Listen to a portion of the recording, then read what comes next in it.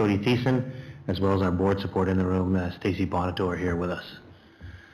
A reminder to trustees, please join the meeting electronically. It's probably I was the last one to go ahead and join, so I better make sure that I get everyone else to join. We do have an adoption of the agenda, so could I get someone to be it resolved the board approve the agenda? Motion by trustee Nichols, seconded by trustee Rowan. Any questions to the agenda? Okay, hearing none, we'll vote.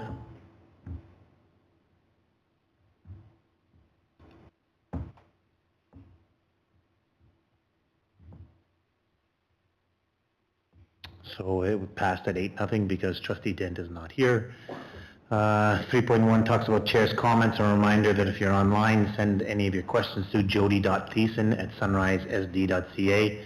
Please put your name and address of the sender to be included in the email, and we'll get to your questions later on in the evening. We have share a story, so I'm going to open up the floor about sharing a story. Who would like to go ahead? Trustee Boyton? So lots of great things are happening at Sunrise, and I'm just going to highlight a couple of them. I attended Alice Through the Looking Glass production on May 11th, presented by Edwards Fire School. It was amazing. I'm not going to mention any names because everything was perfect, from makeup, props, sets, lighting, acting, on and on. Cannot believe the caliber of talent. To put on as quoted in the Clipper, it says, quote, one of their most extravagant and demanding plays to date, end of quote. So just congratulations to everyone involved in putting on such a wonderful, entertaining performance. The other thing was I was invited to be a guest tea pourer at Cole Bulls early years for their spring tea. The gym was filled for the full 3 hours. Students provided wonderful entertainment for the guests. The students that served did an amazing job. They were so polite and made sure everyone was taken care of. So I just want to say it was a beautiful tea. It was so well organized, and kudos to everyone for a really nice afternoon. Thanks, Trustee Boyton. Trustee Nicol?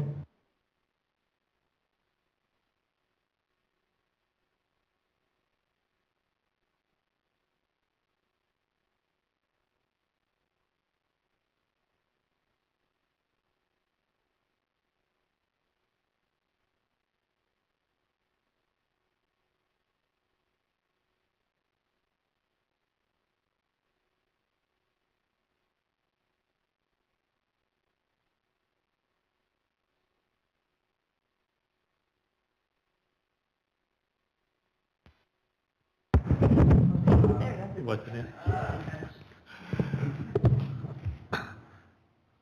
All right, last meeting I talked about the grade 11 starting composing project. Now all the students in Whitemoor School are involved in the composing project, and the PAC have applied for a grant to be getting a gardening project where they'll be growing food for all summer. It's going to go all summer. The school will have a community picnic, as I talked about last time, on June the 1st, starting at 5 p.m. All trustees are invited to attend. There's other things going on. I'm not going to repeat all the things that's going on. You can go on the Whitemoor website. It tells you all the information that's happening on that day. Thanks, Trustee Nicol. Anyone else? Lars? Trustee Boyson was also at the Special Olympics event held at Edward Schreier School. Big congratulations to the whole team that put that together. And like Trustee Boyson said, there's too many people to mention, but I do want to give kudos to Lorinda Bradley for initiating that. The whole team of people helped organize from ESS who shared it. The Special Olympics people were fantastic at facilitating it. I think every school sent some kids as well as unified athletes to join with the Special Olympic athletes and volunteers. It was an exceptional event. The joy was palpable. It was awesome. I'd be glad to give a more detailed report if there's time on a future agenda. Thanks, Lars. That's great to hear. I wasn't able to make it, but you know what? It was great to hear that that kind of stuff is going on and all kinds of people are pitching in. Thanks. Trustee Rowan? I just wanted to mention that SCI has their band concert coming up on May 24th. They also have their talent show coming up on May 30th. So both of those sound like they're going to be a lot of fun. Trustee Dent and I also attended the Oakbank Elementary School Playground Committee meeting. They will be having some changeover in their positions. It's nice to see all the parents that were in attendance and to see others willing to step up and take on roles that have either been filled by others or left vacant in the past. They've got a very strong playground group. Yeah, that's all I've got. Thank you. Anyone else? So I'll share a little bit about Powerview School. If you're not doing anything on Thursday and Friday night, the middle years drama has the Veggie Villain coming out. And so it's great to see, certainly not only Powerview School, but all the other schools, some of these activities that are going on. And thanks for people posting and sharing that information. And I do want to let you know that I got another bucket list thing being done at Powerview School. As I was at the mascot bingo and I was calling bingo last night as they were raising money. So it's yeah, one of those things that you just love kind of doing, and great opportunity to meet some parents and certainly to raise money for the school. So kudos to, well, here's the other thing, the principal Vizina, the assistant principal Schramm, and our librarian Lisa Cowan. You know what, they've been at the bingos for I don't know how long and continue to support some time, and that's time in the evenings from 7 to roughly about 9 o'clock, 9:30. So kudos to them and the work that they do. Kath? Just want to give a shout out to a number of people. We're completing our 4th leadership cohort tomorrow night. So we have done 4 leadership cohorts and had anywhere from 14 to 20 teachers come and be part of our leadership cohort, and they spend 2 hours learning from each other, but also the evenings are facilitated really well by Lars Spielberg, by Jody Wilgosh, by Trevor Reed, and myself. So we have a really robust group of people who are keen about learning how to become better formal and informal leaders in their buildings, and it's a great evening. So tomorrow night will be fun. And this has been going on all year, Kath, that you've been doing this with them. Where are you? We usually do a spring session and a fall session, and we have been doing those pre-pandemic, and this is our first one post-pandemic. Nice, really nice. Anyone else? And thanks to the 4 of you, Kath, for certainly working with the aspiring leaders that are within our school division. That's really good to hear. Because anytime that we have the opportunity and we can promote from within, I think that's a great opportunity for us to do that. Okay, so let's move on. We have 2 delegations. Jody, I think the first one is you with the Finance Department. 3.5 minutes here. All right, I'll talk fast and I'll go through it really in high-level detail. Okay, so normally we have the finance manager presenting all about the fun things that the finance department does, but fortunately or unfortunately, our finance manager, Susan O'Dell, retired yesterday. Yesterday was her last day after 16 years of working for the Sunrise School Division. She's decided to hang up her accounting calculator, I guess. So we wish Susan all the best on her retirement and enjoy those precious moments with her family. So, but instead, you guys get me to present the finance department. So in 3 minutes, here we go. So the finance department consists of usually the finance manager. We are in the process of filling that position. Our next person in line from the finance manager is the intermediate accountant, which is Andrea Zieski. Our finance officers, Jeff Kuipers and Lisa Netishin, and our payroll officers, Tammy Adolph, Lindsay Zirk, and Lisa Netishin. Lisa's position is part finance and part payroll, so we kind of cover all bases with that position. I should note the department is currently has a payroll officer job posting online. The posting is for a 17-month term, while one of the payroll officers is away for maternity and parental leave. So if anybody knows somebody who's excited to work for the school division, send their resume on to HR. The main functions of the finance department is to follow the provincial reporting and accounting standards for the Manitoba education. We talk and use the word frame quite often, to the point where I'm sure nobody really wants to know what it is, but this is the foundation of how we do our accounting and our requirements for the Department of Education. Other main factors that Frame has influence on, we have our operating fund, which is our main function of provincial revenue, our special levy revenue, which we collect from the taxpayers, and all our day-to-day revenues and expenses. So Frame is really telling us how to create those GL structures and making sure that we're spending the money on the categories that it tells us to spend it on. And the main function of finance is to make sure everybody knows those rules and everybody is aware of those rules and that we follow those rules.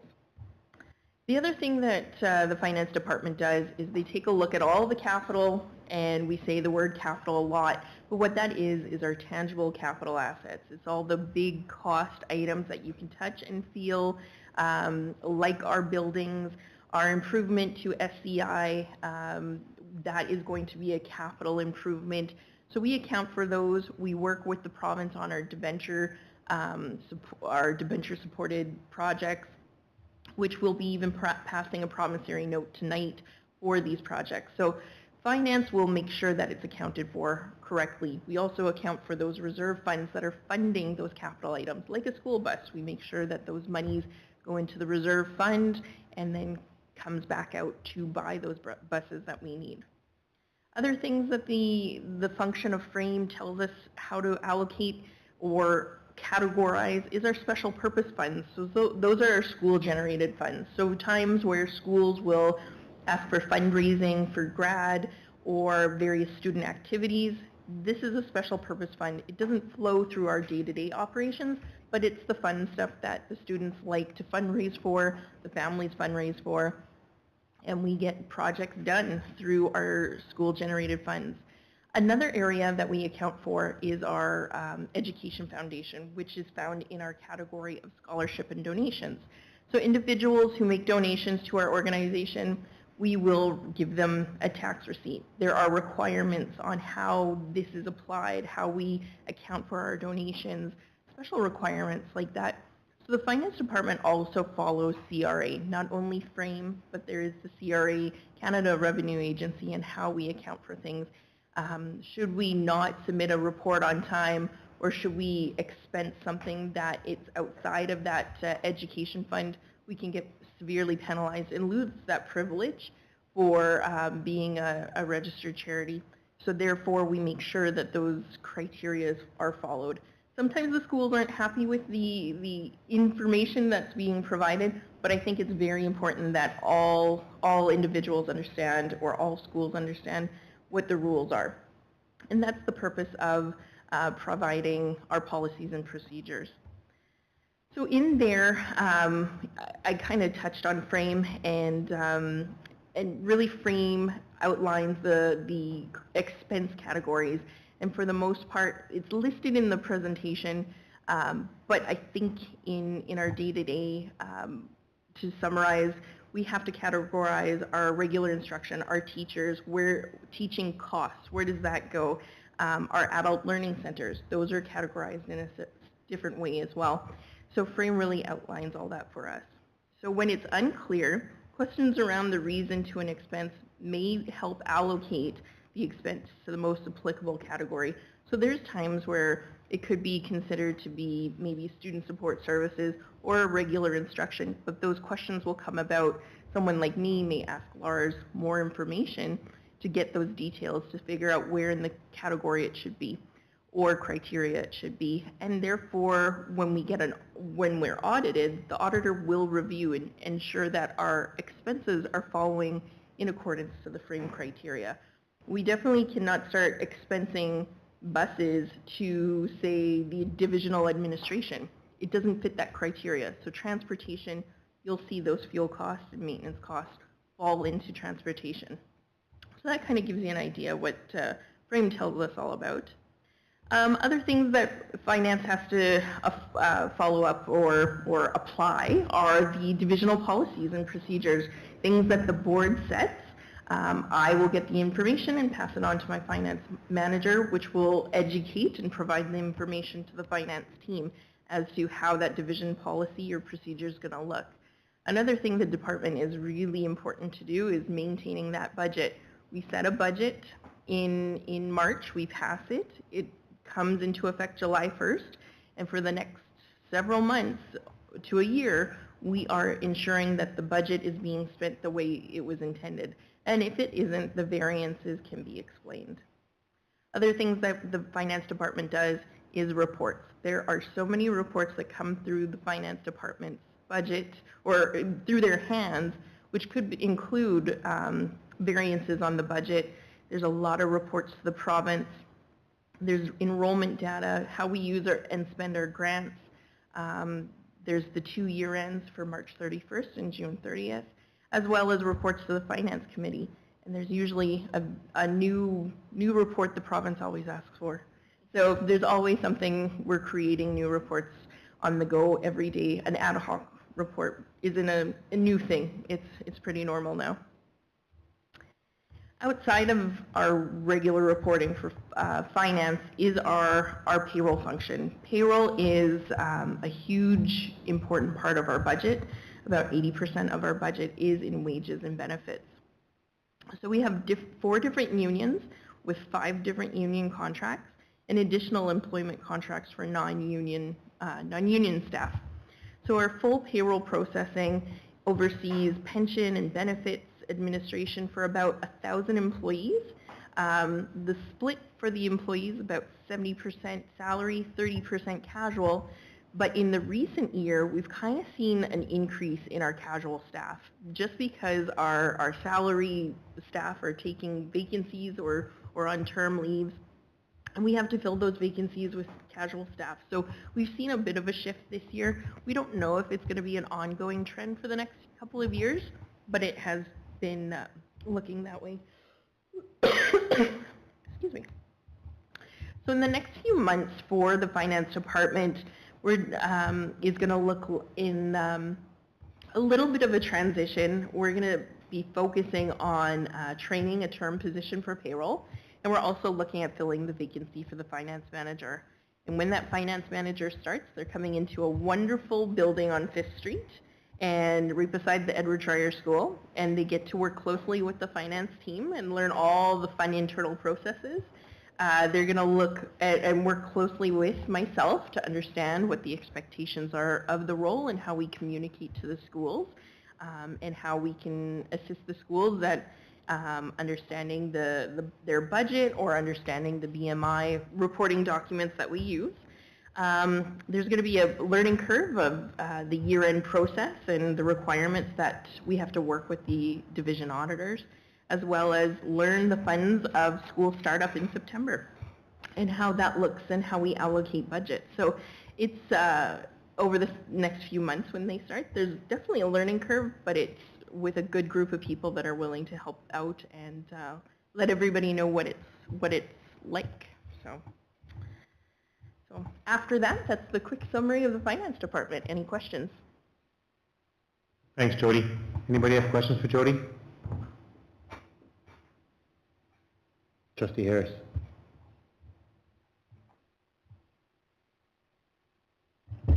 Jody, you used the word fun more than once to deal with accounting.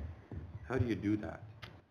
Well, it definitely, when you're passionate about accounting and numbers, it makes the day go by fast. It is fun, as nerdy as it sounds. Any other questions for Jody? All right, thanks very much, Jody. Jody, I'm going to turn it over to you because we have a man in front of us that gave us a little field trip opportunity here today. Yes, we, on our conversation a while back, we asked Jason to present what our propane bus update looks like. As some of you know, that we've purchased propane buses. They have taken their time to get here due to manufacturing delays, but they finally arrived at the end of 2022. I think by January, February, they've been in use. So we wanted an update from Jason, our transportation manager, and let us know what that looks like for the use of the propane buses. Okay, well, thank you for having me.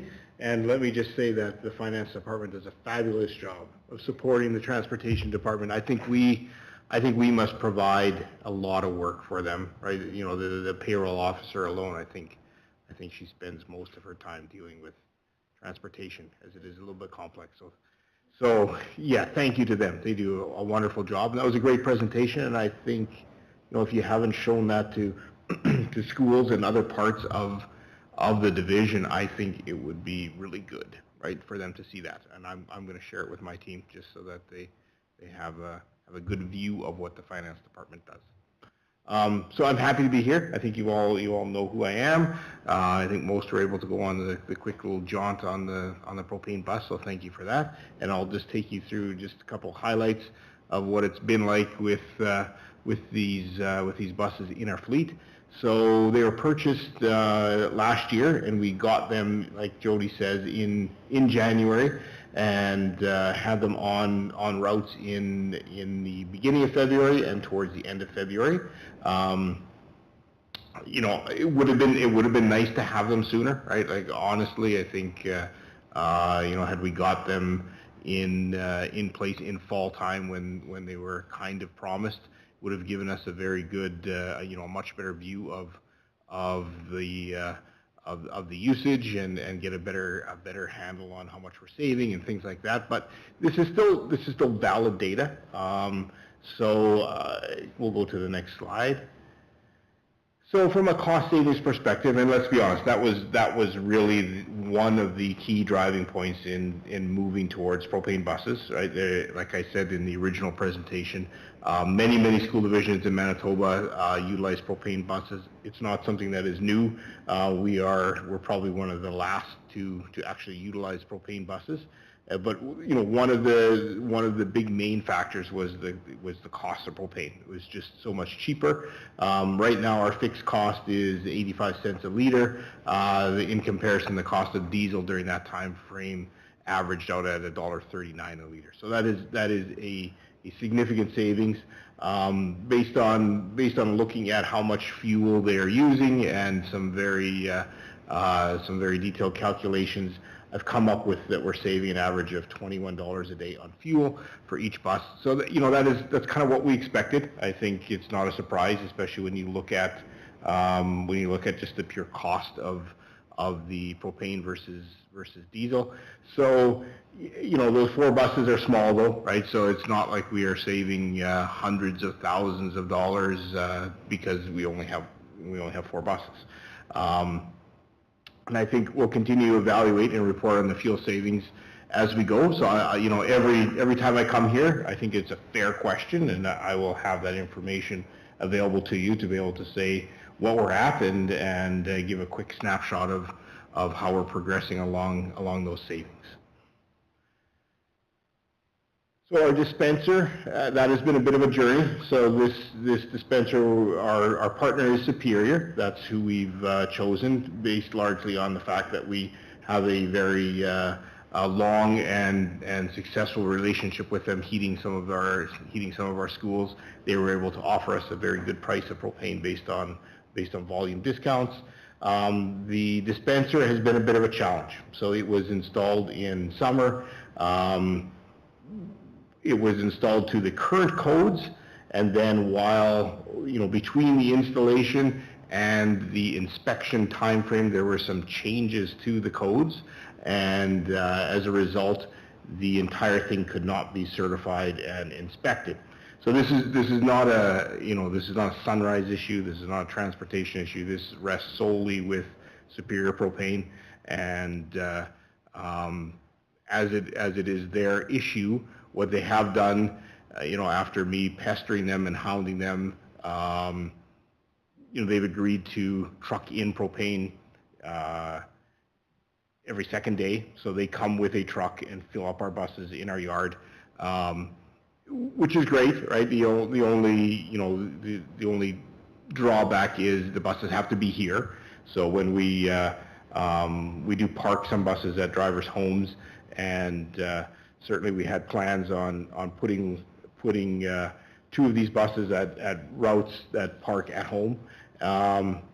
so we've had to change that a little bit. It's not a huge inconvenience. It's just that we couldn't do it as per our plan. So we shifted our plan, and they are trucking in propane, and they fill them for us, so we don't have to worry about filling them ourselves. We come in the morning, and the buses are full. But that is a big cost to them. So certainly, as a result, they are working very hard to get the new dispenser in place here, over the summer. I don't think it will be in place by the end of school, just by the, we only have a month and a bit left of school, so it'll probably happen over the summer. So dispenser aside, I wish I could sit here and say that those buses that we got are perfect. They are not. There are some usual bugs that come with every new bus. We had some from another vendor a couple years ago that died on the way from picking it up at the dealership. So stuff like that happens. With these buses, there have been more than that. There's been some very niggling, not big things, but just enough things to say, like, what the heck is going on?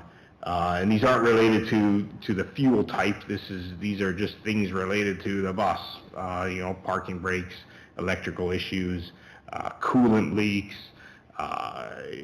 buses leaking from the roof. So some things that we should not be seeing in brand new buses. They're all covered by warranties, right? The dealer has been gracious. They come from Steinbach and pick the buses up, so we're not even incurring any costs in having to send them there with drivers and things like that. So they're doing what they can. I think on the next slide, we've got the response from the owner of Steinbach Bus, who's the Bluebird dealer. And clearly, I think we're not the only ones, as he is saying that the Bluebird production last year was challenged, and it's just, is it a hangover from COVID? Is it all of those things? I would imagine, right? So we're going to continue to work with them and keep them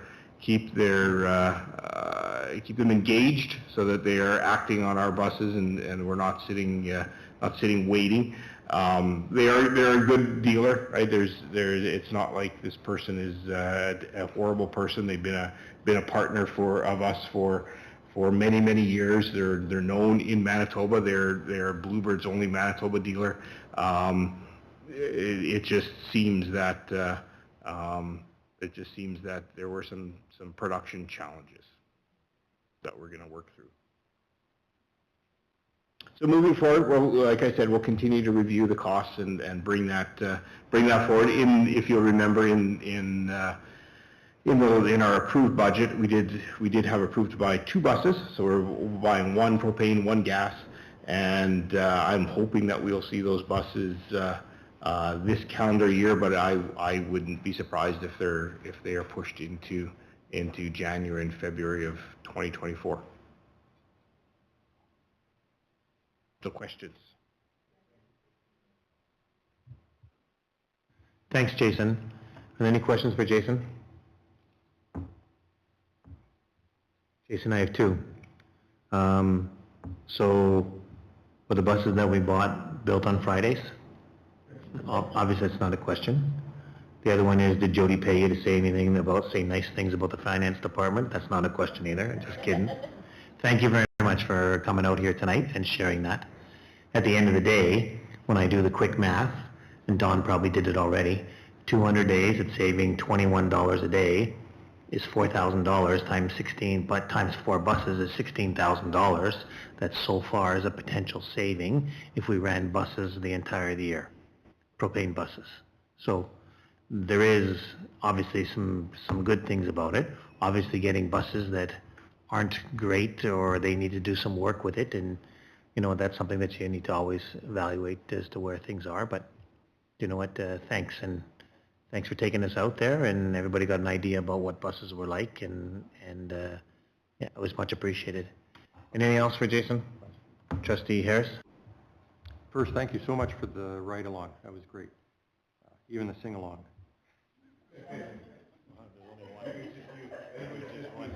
Can't Hopefully no one else tuned in on it. I guess that was the song from way back when. Anyway, sorry. Did you get any feedback from students who noticed a dip, who switched from the gas to the propane in terms of quality of ride or anything with that?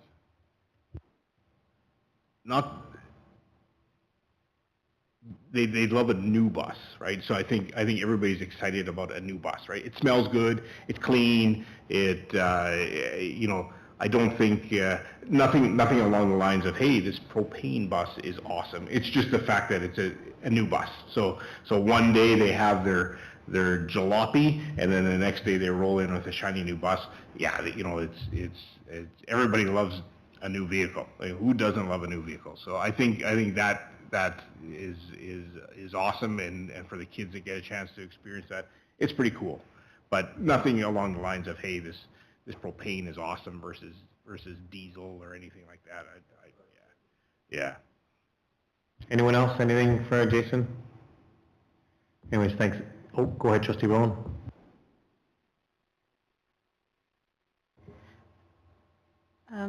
So we did order one propane. The second bus that we have budgeted for, was that going to be diesel or was that going to be regular fuel? That was in the gas. It's a gas bus, yep. Also, could you refresh us on the difference in cost from a gasoline bus and a propane bus? Sure. It's about, and I'd have to look at the exact numbers, but it was in the range of $10,000 to $17,000 more. So it will take the savings are great, right? But it will take a couple years to get that payback. But given that the life of a school bus, and certainly the life of a school bus within our division is around the 12 years, we will save money, right? It's just the payback will be a couple years before we start to overcome that additional cost. Just because you've had some contact with other school divisions who you said are using propane buses, is the life expectancy the same for propane as gasoline or diesel? Yes. Yeah. Anyone else? All right, thanks, Jason, for coming out with us. We appreciate it. Enjoy. Have an awesome summer, everyone. I think you've got, there's 2 more meetings or 1 more? 2 more? Okay, well, enjoy and have a great summer. I'll see you all for sure in fall time. Jason, keep our kids safe. Thank you. All right, do we have minutes? So be it resolved that the board adopt the May 2nd board meeting minutes. I need a mover and a seconder. Moved by Trustee Smith, seconded by Trustee Rowan. Any questions to the minutes? Hearing none, we'll vote.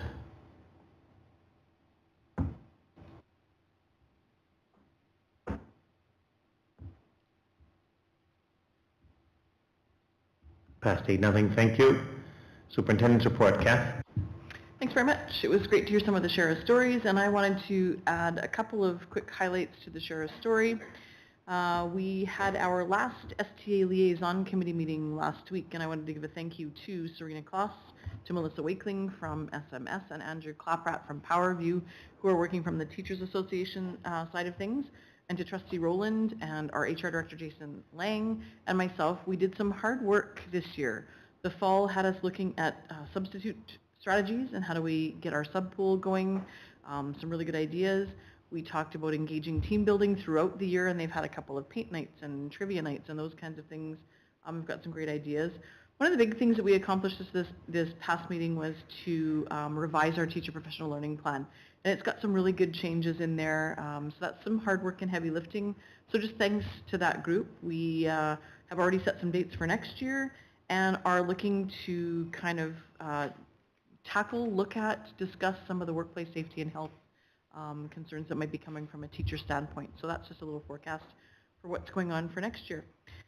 We have our long service and retirement on June 8th, so people have their calendars marked for that. As Lars mentioned, Lorinda did a lot of heavy lifting and hard work, and here's a little bit of a group shot of some of the fun-filled adventures that happened at our Unified Sport Day.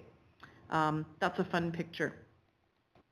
Lastly, two things that are kind of guideposts to our school division. So as we wrap up this school year and head into next school year, we have a Sunrise Learning Framework that kind of sets directions for all of our schools and tells them what they're doing.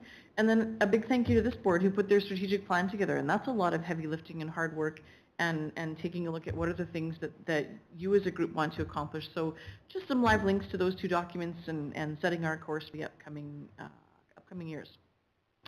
And if I can roll right into the reports unless you have questions. Any questions?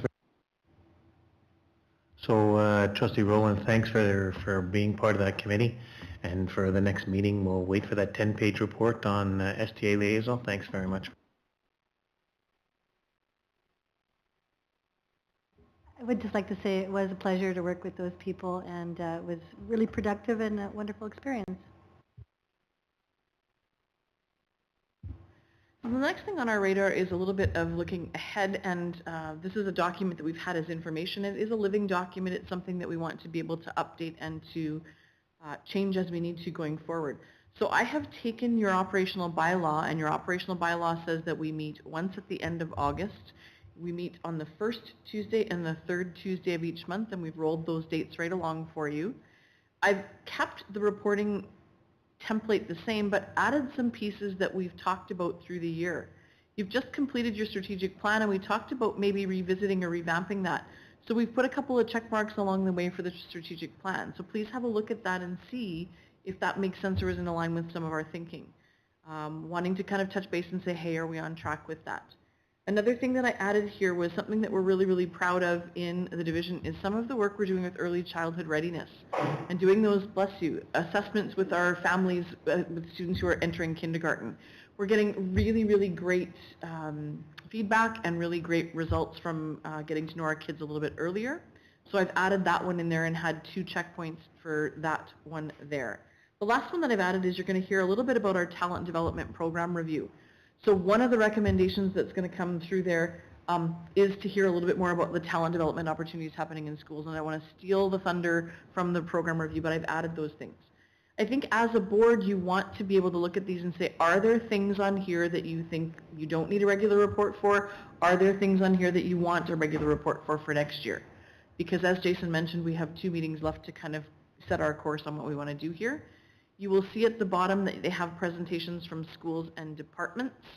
We have not asked someone to present on the very first day of school. This is the Tuesday right after the Labor Day weekend, and so we haven't asked the school to come present here. We also have a meeting on January 2nd, and schools aren't back into buildings until January 8th. So there are no schools that are going to come present here because they are on holidays on those days. So as you're looking at a couple of those blanks, there's where those are. The second page, again, put the dates next to as many as we can fit in here, and you'll see that a couple of schools roll into the next year rotation. So we have a rotation set up, and we let the schools know that they're doing their presentations. We've also highlighted that we'd like to bring a phys ed program review and an alternative education program review for next year to make sure that we're looking at those and just kind of highlighting some of the things that we wanted to share in terms of program reviews. This is a draft reporting document. It is yours to own in terms of what you want to see here at the board table, but this document is super helpful for us as a superintendent's department because we can do the legwork ahead of time and get the information that we need so that you have really robust and informed reports. So if we are making changes, it's a really good guidepost for us to be able to refer to. I think that's what I wanted to point out. You'll also see attached the this year one, and we color in as we do things, and it gives you an idea on the progress you're making. And for your information, we also have the agenda setting. So as a group, we agenda set the Tuesday before a meeting, and you have all of those dates on the other handout. And I'll stop talking. So can we put on the agenda for next Tuesday, not next Tuesday, for the next time that we meet, that the board, we need to spend some time on this. because we need to spend some time is right now, Kathy, and it's a great synopsis, Kathy, but we need to decide as to what we're looking for. Kathy's made some suggestions to us, but part of it is that come prepared. If you look at the second document, can you put the second document back up, Kath, where you've got the, so as you see there, so Kathy's got that document that's proposed for 23-24. You've got it, and you've seen it. And again, on the left-hand side, you see all the different kind of things that are down there in departments. If you click on the next page, Kath, it talks about programs and review possibilities. We need to very quickly decide what kind of information that you want. Because if we start giving Kathy with 3 or 4 things, then we need to talk about what's possible. But we do need to spend some time. So on our next board meeting, come prepared to speak about these 2 documents and what are some of the things. So for instance, Alicia, if you want to go ahead and learn about French immersion, and Diane, you want to learn about early childhood, and Russ, you want to learn about phys ed or whatever, we do need to give some direction as to what we're going. Fair enough for everyone? Yeah, Kath. So again, the one thing that if you are going to look at changing these dates of the meetings, you would have to do that by motion because these are set by your operational bylaws. So if you did look at this and say, we don't want to meet on January 2nd, we want to kick the January meetings forward, you would need a motion to change that because that would be outside of your operational bylaw. Yeah, so if I came across that way, I don't want to change dates of anything, but it's really about program reviews. What do we want to get more information on, or what do we want Jason Ziprick or maintenance to come, or operational to come, or schools to come, and that's kind of that. So all that information that's there, we need to spend some time. Alicia? I didn't see it on here, but I'm sure you have a note somewhere. It's the different programs offered with different schools. Like for example, that one school had the programming, and the other one had the Lego, and the other one had the game creating videos. A list of the different programs offered in each individual school, because if it works one place, we might be able to move it somewhere else as well. So that you're looking, I think you brought this up before, Alicia, I think that you're looking for some kind of inventory of what are some of the things that are going on in our schools. Absolutely. Just a reminder, just because we love Lego going on great in one school, each school has the autonomy about what they're going to go ahead and choose and go ahead and do. And of course we can always make policy on things, but that's getting into the weeds of stuff. But the programs is what I think that, the Lego program or whatever, those are some of the things that we can ask for reports on for sure. Miss anything from anybody? Any questions then for Kathy about the draft reporting schedule? Okay, thanks, Kath. Any last comments you want to make? Okay. Jody, Secretary Treasurer. Thanks. Yeah, just wanted to bring everybody up to speed on what's going on with the departments. I'll touch on a little bit in each department. For the most part, transportation, they were able to present their update on their propane buses tonight, but I wanted to let everybody know, and all our viewers out there, to know that our transportation department is working on our routes for next year. So it started when we started seeing the registration of our kindergarten students. So should any parents have any questions regarding transportation, we have some really good tools on our website under transportation that should help address a lot of the general questions. But if there's a route specific, feel free to contact the transportation department if your answers don't seem to be in those helpful documents online. Other than that, they've been working, Jason's been presenting at some of the schools on helping the little ones learn all about what the buses are and experiencing what the bus looks like. So he's been busy with kindergarten orientation. Our maintenance department has been busy as always with our maintaining of the buildings and capital projects.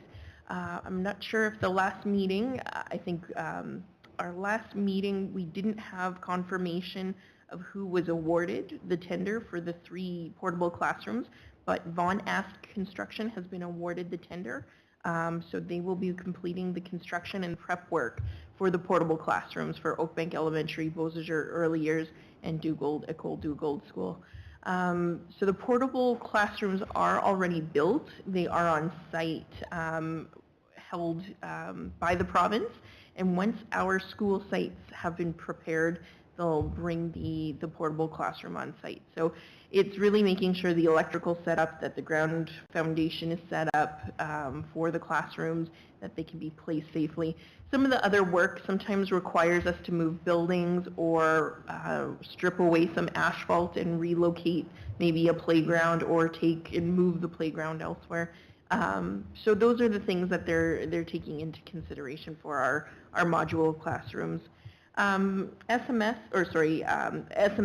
is one school that we have submitted, and we're waiting back to hear from the province if we can get a portable classroom for that school. So no word yet from the province. We're going to be planning to reach out at the end of May if we haven't heard by now. We're at least hoping to hear a yes or no rather than waiting in limbo. But yeah, we're hoping to get some feedback on that.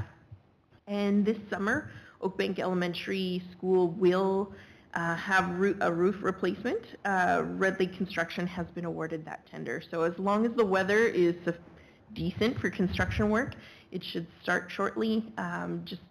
They'll do some prep work before school is out, and then they'll take the advantage of the summer with no students around, work on the roof, and hopefully by school startup, they're good to go as if we didn't have a construction crew on site.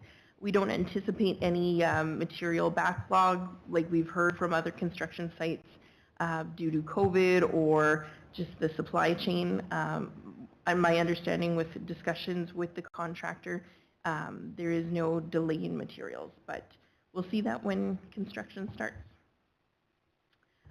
There's also been review of, I'll talk about ICT a little bit. They've been looking at Mac Lab renewal for SCI. They currently have some Apple computers in a lab. They're at their age that they do need a renewal. So we're looking right now at options. We don't want to put in regular PCs. We recognize that that class is a special graphic arts class. And we want to kind of maintain with what industry standards would have. So our ICT department is looking at features and working with the school on that one. So, as well as in the future, we'll be having some discussions with the RM of Broken Head, as well as the town of Beausejour in the upcoming months or upcoming weeks, just to discuss on what our school needs and our communities need. So, if anybody has questions, I am here. Thanks, Jody. Questions for Jody? Trustee Harris? Two questions. First, will the modular classrooms be in place for the first day of school? And second, are there any bricks being laid at ESS yet? Really good question. So the plan is with the modular classrooms, yes, as long as the weather conditions are favorable. There are some sites are easier than others. Dugald, Ecole Dugald School looks like the site is, they had module classrooms already, so the site is well prepped. Another area like Oakbank Elementary and Beausejour Early Years, those two schools have never had a portable classroom or haven't had one in some time, so those sites might be taking a little bit longer to prep. So the goal is that they will be ready for school startup. However, we have talked to the school administrators to have a backup plan should they not be ready for the first couple weeks of school. Ideally, Derek and myself, we will be pushing those contractors because it is very important. We have placed the order for the furniture, so these sites will have furniture and a teacher's desk and a teacher's computer, and we just hope it'll be all ready to go by start of school. As an update for Edward Schreyer School, there have been bricks laid as of last week, Thursday, but we've noted there hasn't been any further construction or employees from Canotech doing that. So we're, Derek and myself have a phone call scheduled for tomorrow to follow up what the delay is, because we were told that there will be bricklayers and on a regular basis. The weather has been decent, so they can't use the excuse of poor weather conditions. So we'll be following up with that. You know, it's disappointing. It's disappointing that we start laying brick on Thursday and then people now for the last 3 days don't show up. And it's a building that we want to get done as soon as possible. So it is disappointing. Please keep us informed certainly about it. And I know it's not your, but it's disappointing that, let's get it done. You know, enough's enough. Let's get it done. Any other questions for Jody? Go ahead, Trustee Rowland. What would be the timeline that Valley Fiber would be actually up and running in our schools? I'll have to talk with Gord about when the timeline is, but we do have a June 1st date for our Lac Du Bonnet Senior and Powerview schools and Centennial School. They're currently on the hydro fiber line, and our cutoff is June 1st, so we will be switching over to Valley Fiber. There is no fiber with Valley Fiber right now at those sites, but they have provided us an alternative of a service that they do provide. So we will actually be trying out the general service of Valley Fiber by June 1st for 3 of our schools. After that, it'll be coordinating when the switch off will take place. So it should, within the next 12 months, we will have a number of our schools in place. Yeah. Anyone else? So Jody, I see that we've applied for three modular classrooms and they're being delivered, and now we're applying for the 4th. Any reason why we didn't apply for them all together, or did something rationale come up differently or something? Yeah, so we actually applied for the 3 sites a year prior, so I believe it was January of 2022. So we will get the modular classrooms delivered by summer of 2023. So we've applied for SMS. It sounds like at that time the request wasn't considered. The higher need was definitely the other 3 schools. In fact, Beausejour Early Years requested 2 portable classrooms, but the province declined and said only 1 will be granted. Thank you. Certainly keep us posted, certainly on the SMS application and what the province goes ahead and says. Thanks. Anything else for Jody? Okay, so let's move on. Lars, this is you, Talent Development Program Review.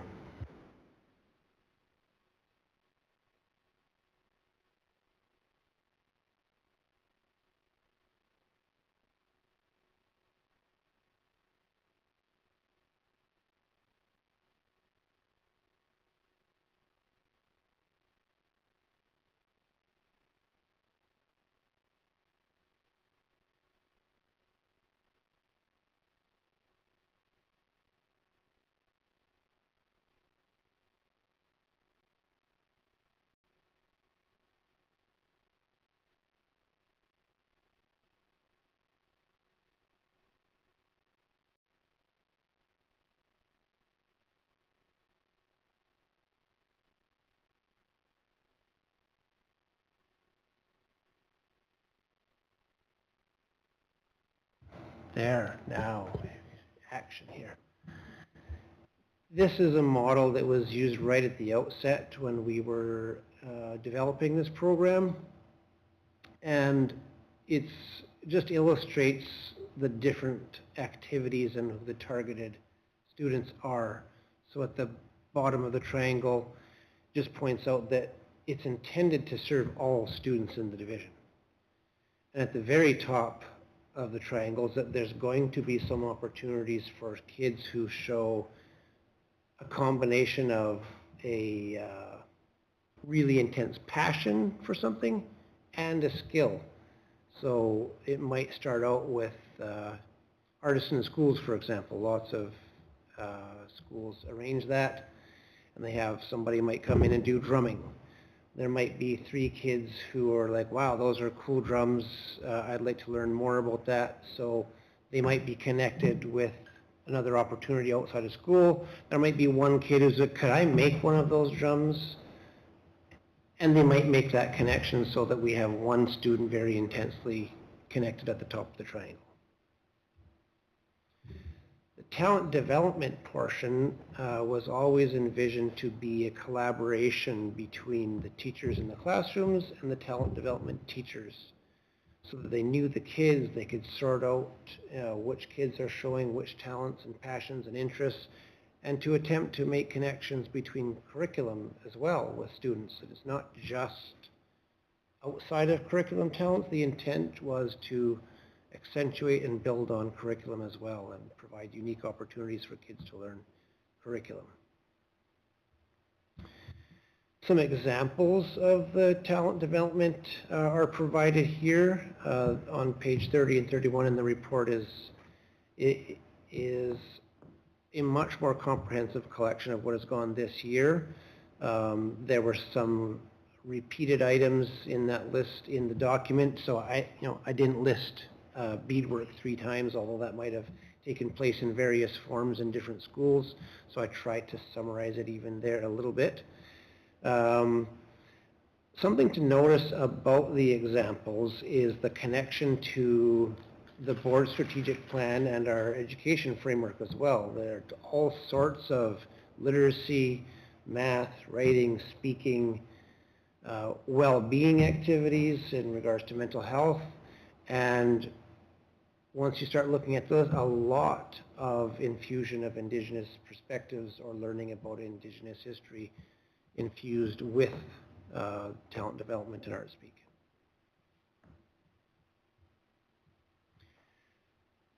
Details about staffing for talent development. This is traditionally how it has been staffed, and it hasn't changed throughout the history of talent development. Is a very broad formula that, if you have between 101 and 400 students, you get a 0.25 staff person. If you have 401 or more students, you get a 0.4 staff person. So that gives us a total of 3.9 staffing available for the school division, which results in quite a range of ratio in schools for how many students that staffing would support. So 1 staff per 600 all the way up to 1 staff to 1,400 students. And it was noted in the report that not all schools have access to talent development staffing. Moving on to ArtSpeak and just a general descriptor of what ArtSpeak is. So going back to that model at the beginning with the triangle, it was intended that this is for more of the top of the triangle, the kids who have shown a very specific passion and talent for arts-related activities. It's important to know that it's an integrated arts program, so every one of those sessions usually has like a wide variety of movement of some sort. Speaking, singing, poetry, writing, production of art, so whether that be painting, sculpture, every one of those sessions is a very integrated arts focus that the kids spend a lot of time at, and they work hard there. It is not an easy put your feet up and relax sort of thing. It's very intense, and all of the kids and the adults seem to get immense joy out of that. This is just a little bit more about that. I think I've probably covered that already. One thing to note that when you bring students who have similar interests from a variety of different schools, they form lifelong relationships that kids talk about. I did have, on chance, the opportunity to talk to a few kids who had graduated years ago about ArtSpeak, and that's one thing that they mentioned. So I'll always remember the connections I had to kids I met there because they were from different schools. So bringing kids together with like interests really ignites the passion. Details about, so what has happened with ArtSpeak. Students who attend 2 sessions of ArtSpeak get to earn a art credit. So there's, on average, it was actually quite consistent. There are about 25 credits a year granted to ArtSpeak. from its outset until now. And it was interesting to note that the smaller schools are very well represented in terms of Whitemoor School, very small population compared to Edward Schreyer or SCI. If you look at the credits that are granted from there, they're very well represented. So that's an awesome thing for those smaller schools that might not have the same opportunities and staff and resources available that other schools might have.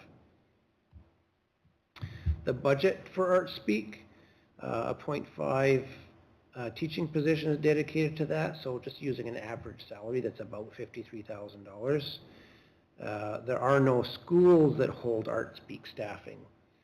There's an operating budget of $75,000, and there's just a list of some things that, well, it's actually probably most things that are paid for out of the ArtSpeak budget. Rental of facilities and snacks, mileage for the artists to get there, lots of supplies, and good quality art requires good quality supplies. Facilitator, chaperone, and supporting artists, they spend 4 days there intensely, and it costs money to have those people there.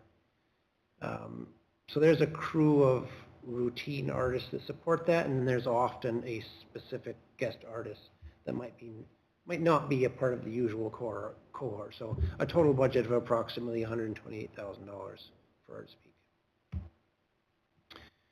So that's a background of what those programs are. Just a little slide here on like what happened in the review process. So the review included a description, somewhat what I went over here, history, model, staffing, budget, talent development activities, ArtSpeak sessions and credits in somewhat more detail in the report that we're here. Who was, where did the data come from? Talent development teachers, school administrators, and the ArtSpeak teachers were all interviewed, surveyed in a variety of forms. And then the document concludes with review findings and a summary of recommendations.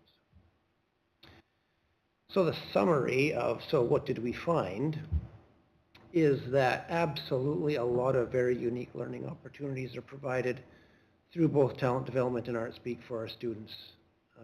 It's highly valued by the schools, the students, and their families. That came across quite clearly. There have been lots of opportunities to enrich learning opportunities for very specific students. I remember one thing off the list was there was a student at a school that made their own dress, right down to a very specific thing. And then the other end of the spectrum is the example I gave before of artists in schools. Talent development and ArtSpeak they overlap in a lot of ways in terms of who they're serving. And one thing that was noted in the report is that schools, as Trustee Smith asked before, like what's going on in schools, there is a massive overlap between what schools are doing from a variety of budgets and what the kids are doing. And it's sometimes difficult to tease out what is a talent development thing, or what was the role of the talent development staff, and what that was pretty clear. The schools are doing a lot of fantastic things for kids, and they're using a variety of means to do it, including talent development and ArtSpeak. And the role of talent development in schools is significantly impacted by factors unique to each school. It might be grade level of the students who are there, the number of kids who are there, geography, what they have access to in their local community, talents of the staff that are there, a wide variety of factors. This is a summary of the recommendations. In each section of the report, there were key findings and recommendations. Lots of those were repeated recommendations, so the summary of the recommendations did not include repeats. And in the report, there's additional details for each of the recommendations. So just basically, it was recognized that there is somewhat of an equity issue to address in terms of the smaller schools perhaps not getting the staffing or attention to talent development and ArtSpeak that other schools do.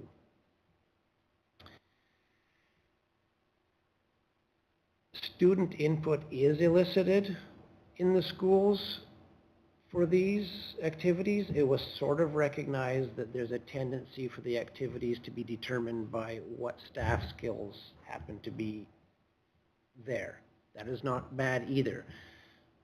There's a necessity to make sure that schools are finding out what their students are interested in and passionate with. That's something that should be focused on.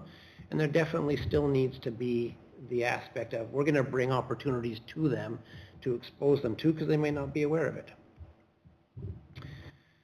It will be important to do some annual overview and oversight with school administrators to ensure that everybody has a clear understanding of what talent development is intended to do, because through asking questions there's quite a wide range of assumptions about what it's supposed to be. We haven't paid attention to this very specifically for a while with the administrators, so paying attention to that with them will help focus that.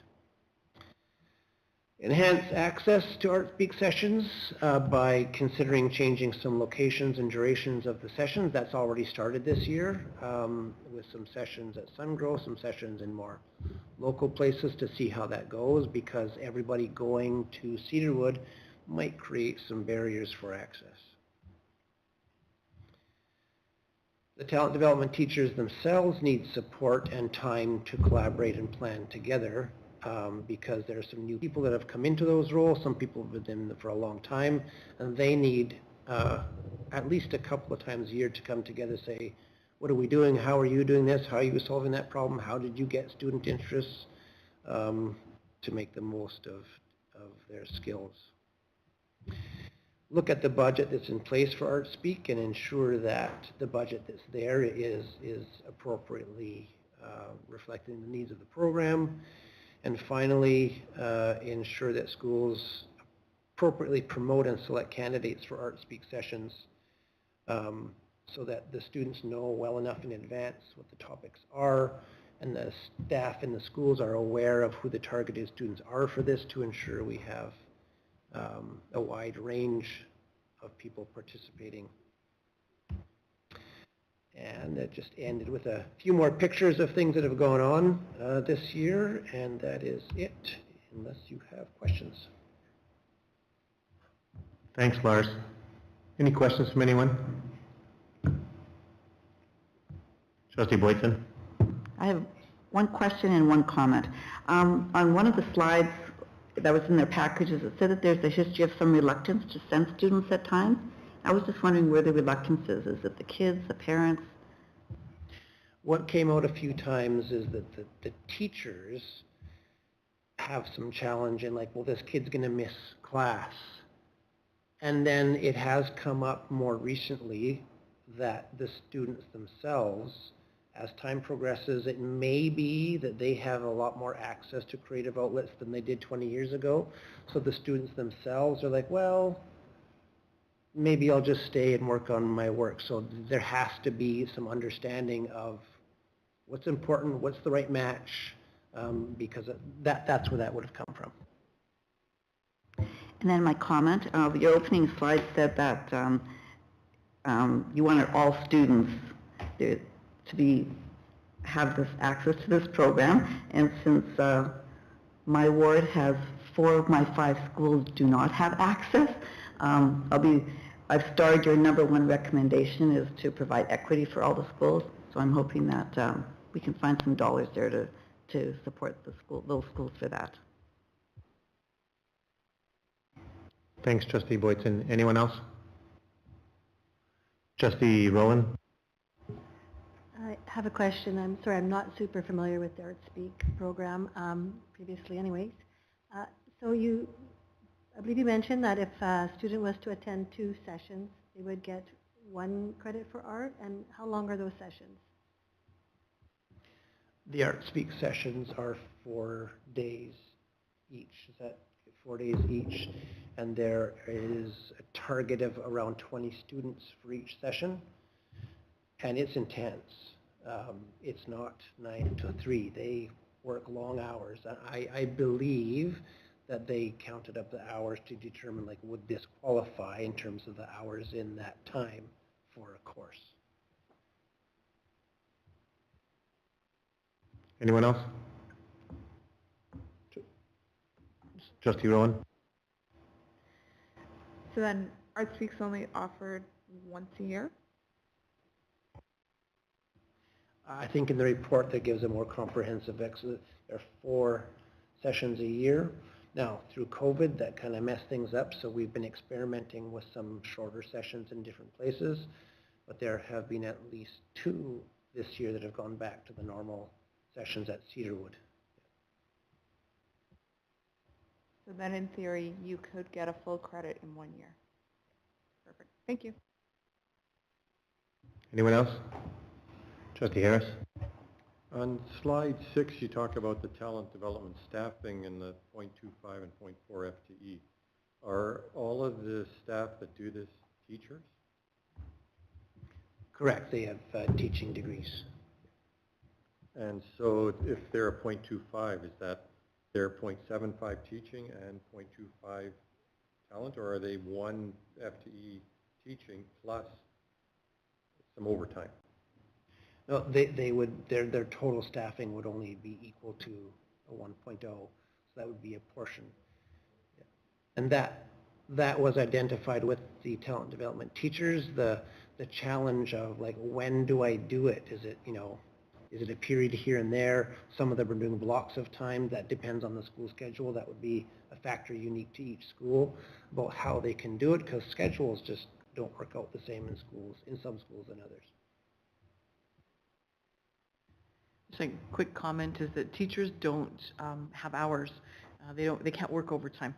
So they do work overtime, but they get paid 1.0. No matter how many hours they put in, it is 1.0 for teachers. And if there are any teachers watching, I'm just sorry. Yeah, big can that open there. Anyone else? My mouth is... Trustee Rowland? Just because I'm really not that familiar with this program. So you say target for about 20 children per session, and that's division-wide aside from Lorraine's schools. So how are these children identified, like, throughout the division? Does one school just, like, and then how do you come to that 20? Sometimes is it going to be 25 just based on the pool you have, or, you know, and how are these children selected? The Art Speak is only for high school. We have experimented a little bit in the past with junior Art Speak with middle years, but generally it's focused on high school students. So the schools that, some of your schools might not have high school students. So they don't have talent development staffing.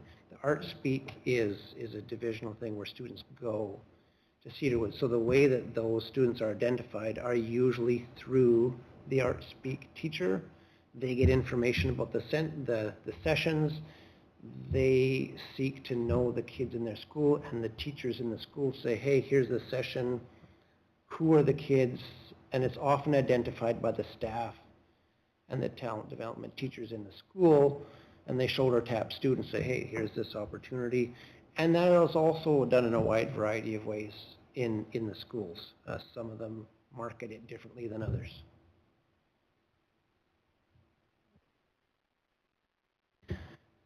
I think it varies. It just gets very difficult to do the intensity of what they do when you start getting over 20 kids. I'm sure there are sessions with 22. Sometimes there's 18 because someone's sick or they weren't able to fill all the spots. Anyone else? These are great questions. Trustee Harris? I just want to clarify the working overtime for teachers. Don't say anymore. No, I figured that if you're a 1.0 FTE, that's it. You're one. However, if you're a passionate teacher and want to be in the school all day teaching students, and you have a passion for talent development, you need to decide, I need to give up some of my teaching, 0.25 or 0.4, to do the other part of this. They can't do both, a one full plus this additional stuff. That's where I was leading with that. There is an opportunity, though, for passionate teachers to do extracurricular activities. And so the talent development teacher in a school might help organize some of those talents and passions for a teacher who does the drama production, who does a drumming workshop, who does some of those things, and they're pretty creative around it. That's a way that you could still stick in and get those things, you know, happening in your school for sure. It's a great question. Anyone else? So I'm going to share. I'll tell you that I'm in a conflict of interest with this because my wife is the Art Speak teacher. But over 20 years, while I was a principal here in the school and assistant superintendent, the talent development program that Sunrise runs is, I don't believe it's matched in the province. Now, 3.9 people deliver a program for our kids, and I can tell you that the program does look very different from school to school. Linda Tate from Centennial School was the one that kind of spearheaded it. The Art Speak teacher was from Whitemost School, Anthony Steffes, that ran it for a number of years, a long time. If you take a look at the numbers, Whitemost School, a very, very small high school, has 97 credits where so he has fostered kids as being the talent development teacher there and then brought them along you know what, he's done a great job. He's retired, but I can tell you that the talent development program and the Art Speak program, if you haven't had a chance to get out to Cedarwood to see some of the presentations, I would encourage you to go ahead and do that. And just go ahead and take a look at the kids and the parents when they finish one of these type of courses. I think that Lars, you know, thanks very much for this presentation. It does talk a lot about where our program has been.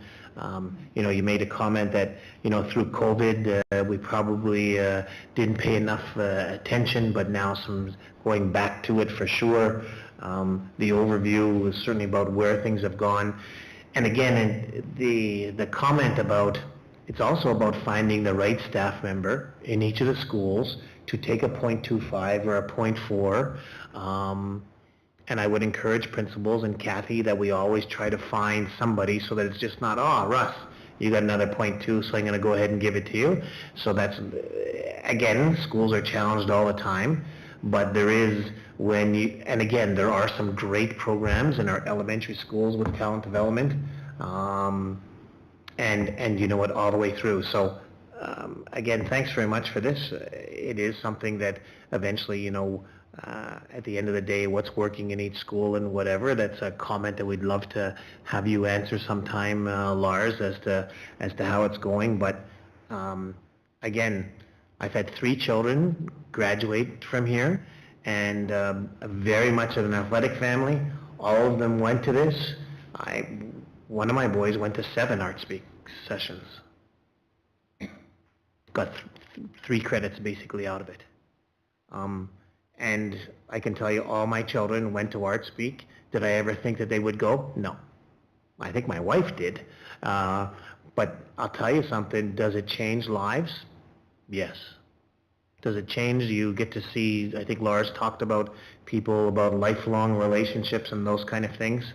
I think that you need to go to an Art Speak to experience just the way the kids are. And so when COVID hit and I tried to do Art Speak online, going back to Camp Cedarwood and the work that's gone on, very, very impressive. Very impressive. Go ahead.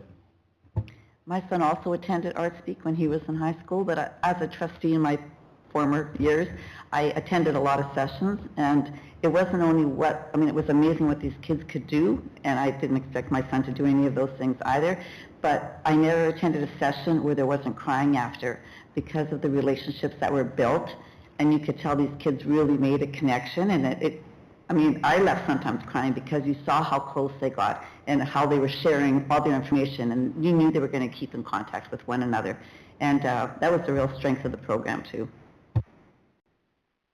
Anyone else? Thanks very much, Lars.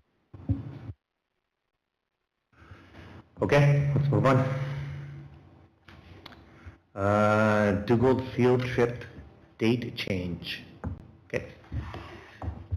So I just wanted to bring to the board's attention that we had approved a Dugald field trip to Camp Manitou.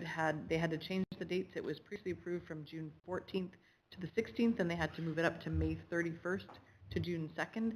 We don't need a further motion, but just kind of as an information piece to let you know that they've moved that up a couple of weeks.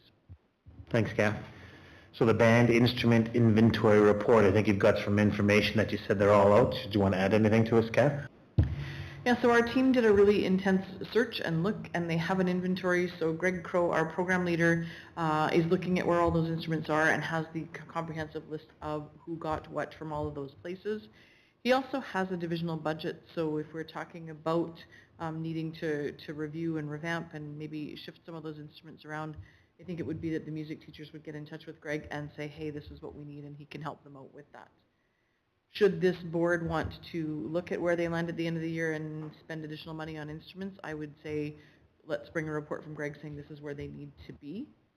But all of those instruments that we had talked about that might be at those locations, there are no instruments in a closet or shed or anywhere to be had. They're all in kids' hands. So Trustee Rowland, you asked during this, is that you've been talking about, I think it's Oakbank Elementary? Dugald, I knew that.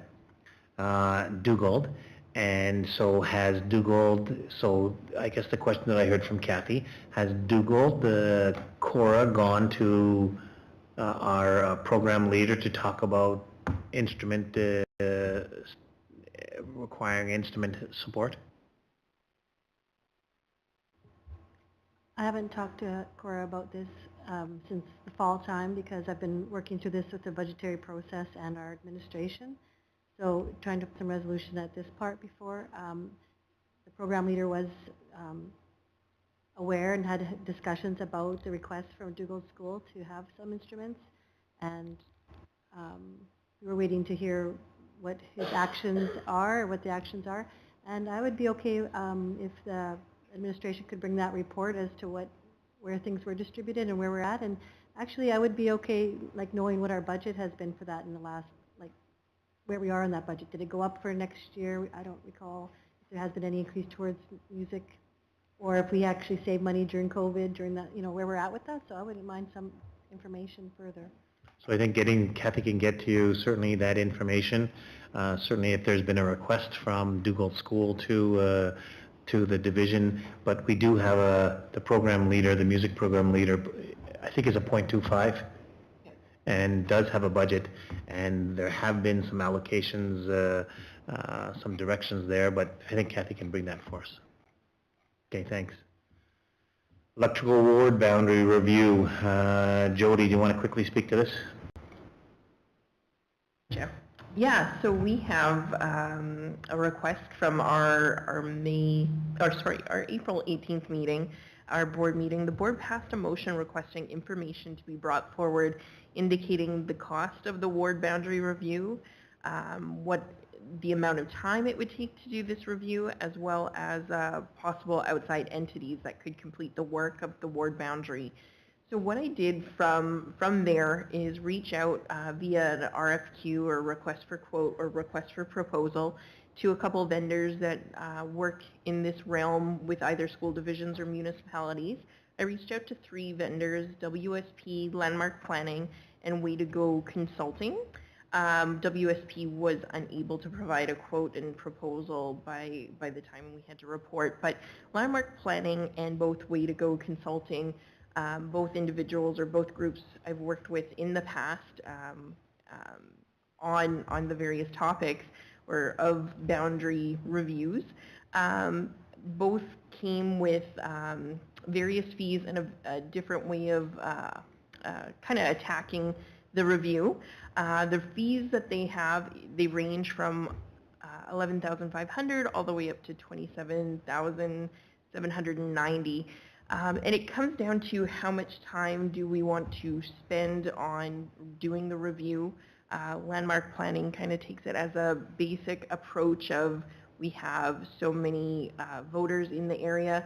They know of the areas that are growing in the communities of Oakbank and Dugald, as well as Tyndall and Garson, so they would apply that factor to the consideration of the ward boundary. and look at it in the sense of they'd look at it to make sure that there's an even distribution amongst the wards. Way to Go Consulting took it as a more of a deeper dive. They would be looking at the Manitoba voters list that would be updated after the election in October. They could take a look at the enumeration list and take that into consideration when drawing up the ward boundaries. They would even look at a couple different proposals if we wanted to redesign the number of trustees from a ward. So both came with different approaches. That's part of the proposal, just to kind of get an idea of maybe what the board might want to do. So what I provided a bit of a recommendation as well as their approaches in a high level, but depending on what the option the board would like to proceed with is if you'd like to proceed with just taking a look at the numbers and make sure it's evenly split, then that would be the approach of landmark planning. If we wanted to really revamp and redo the ward boundary with a lot of more time face-to-face with the consultant and talk about the options, then Way to Go Consulting would be the other option. So there's a lot of information here. At the same time, both would be considering applying Section 57 of the Public Schools Act and applying the theory and the requirements that we have to take a look and put it under consideration. And again, this all came about because we received a petition for a review of our ward boundaries. Thanks, Jody. So I'm going to give people an opportunity to speak to this, and I'll go around table with people, and then we'll decide what we want to go ahead and do. So I'll start to my right. Trustee Harris. I would go along with the recommendation. Thank you. Trustee, so I think it's landmark planning is the recommendation that's in the motion. Be it resolved that the board direct the superintendent to engage landmark planning. Trustee Boyton.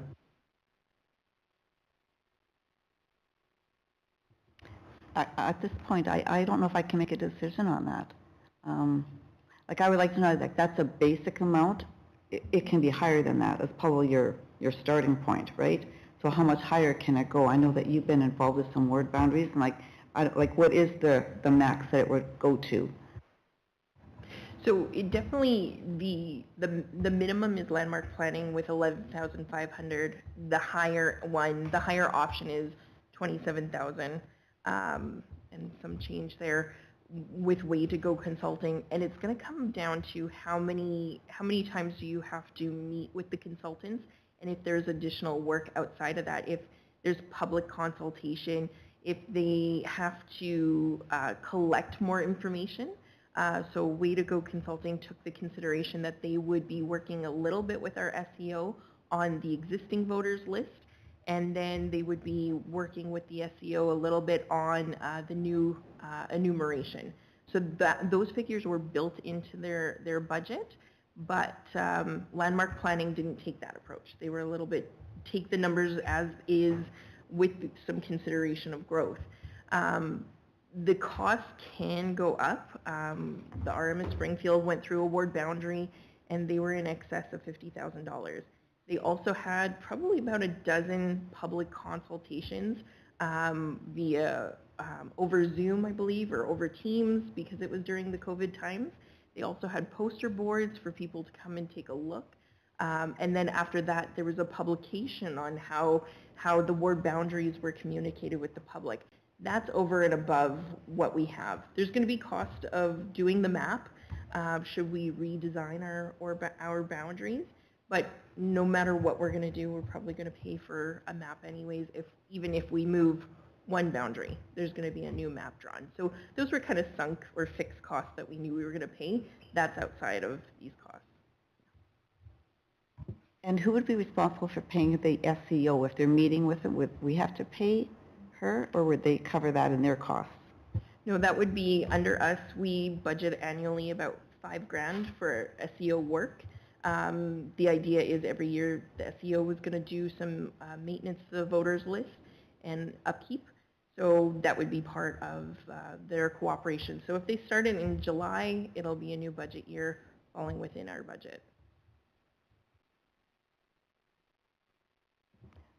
So where would that money come from? I know you'll have to find it somewhere. It's not in our budget right now. So where do you anticipate it coming from? So with the landmark planning, we think we can find it within our budget, find some efficiencies and underspend and kind of defer some costs. If we wanted to do the more robust, interactive with Way to Go consulting, we'd have to push it to another budget year and build that into our budget.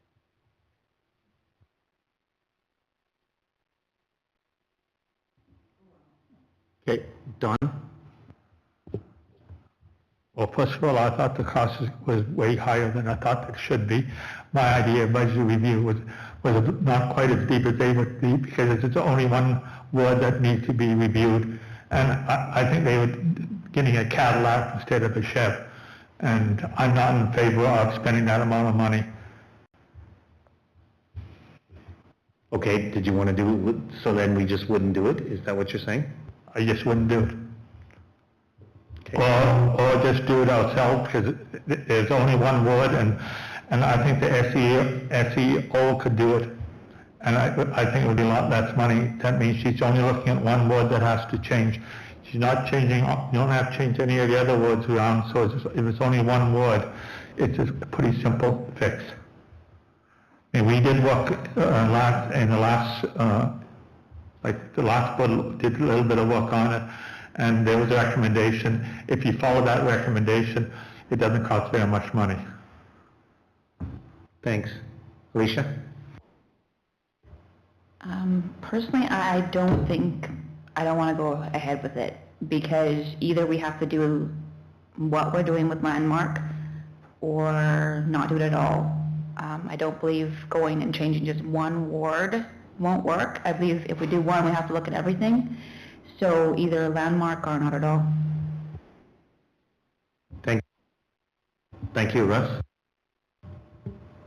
I agree with Dawn that it's very expensive. I wonder why we should know the number of voters when we're thinking about this, because we don't even know that there's a big difference between them, do we? Or I don't know. so it seems to me they could all come within, say, 200 votes of each other. So I don't know if that would be considered even worth bothering. I don't know. Russ, I don't know how to answer that question, but I think that's the exact reason why if we're doing it, are we asking people to get some information? Maybe there's more, Russ and Don, there's more information that we need to collect before we make a decision. Maybe that's something too. But I'll come back to it. Trustee Rowan?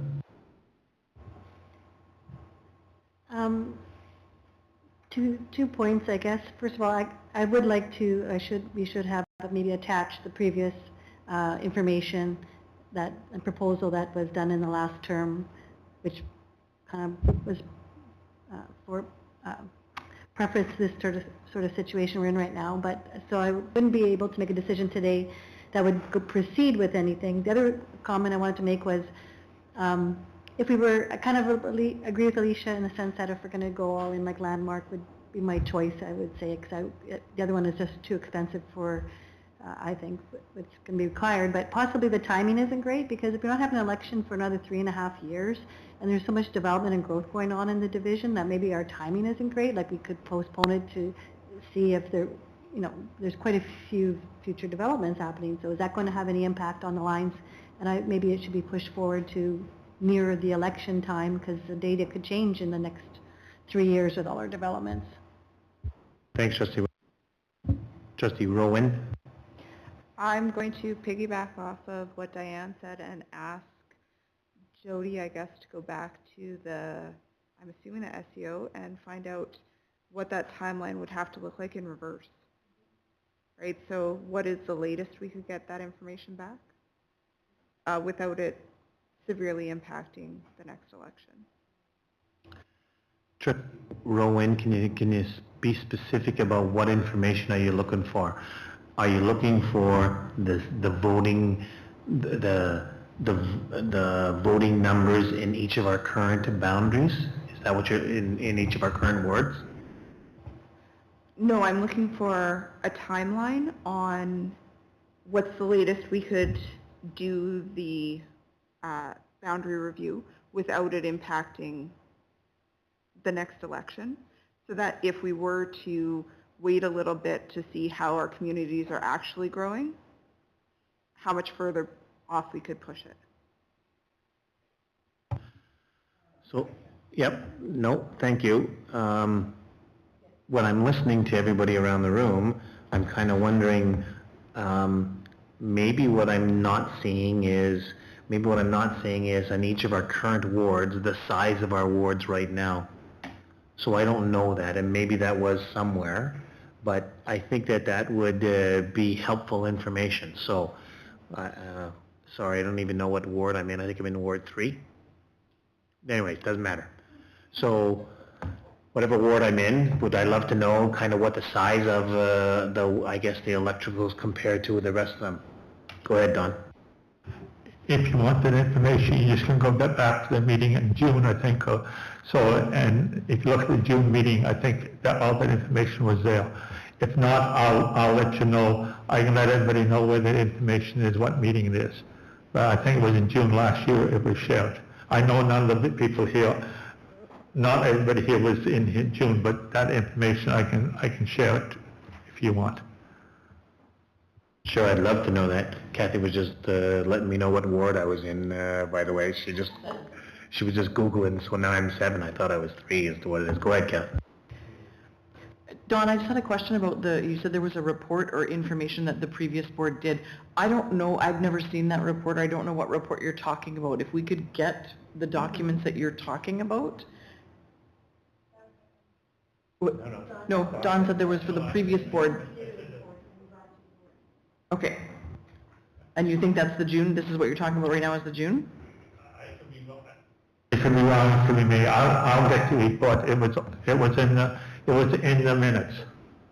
So if I don't know how to figure it out, I'll ask Stacy how to get the information. So can we defer this until we collect some more information? And the information would be, let's find out what existing ward numbers are. And then for us to go there. Because whether it's one, whether it's all, let's kind of get that information, then go from there. Is that okay? Is that okay with everybody around here? Just want to see your heads nod. Are we okay about collecting this and deferring this? Okay, so I see everyone's heads nodding. We'll go ahead and defer, and we'll collect, and we'll go from there. Thank you. Centennial School Grade 5-6 field trip to Camp Arnaz. Be it resolved that the board approve in principle the Centennial School Grade 5-6 trip to Camp Arnaz, June 8th and 9th, subject to superintendent's final approval. I need a mover and a seconder. Moved by Trustee Reed, seconded by Trustee Smith.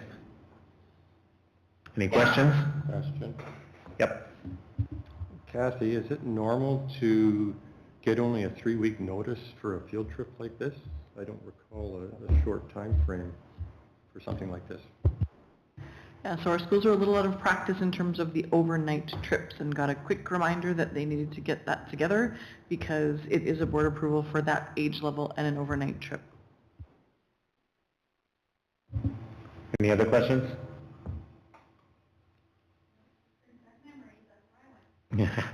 Okay, hearing no more, we'll vote.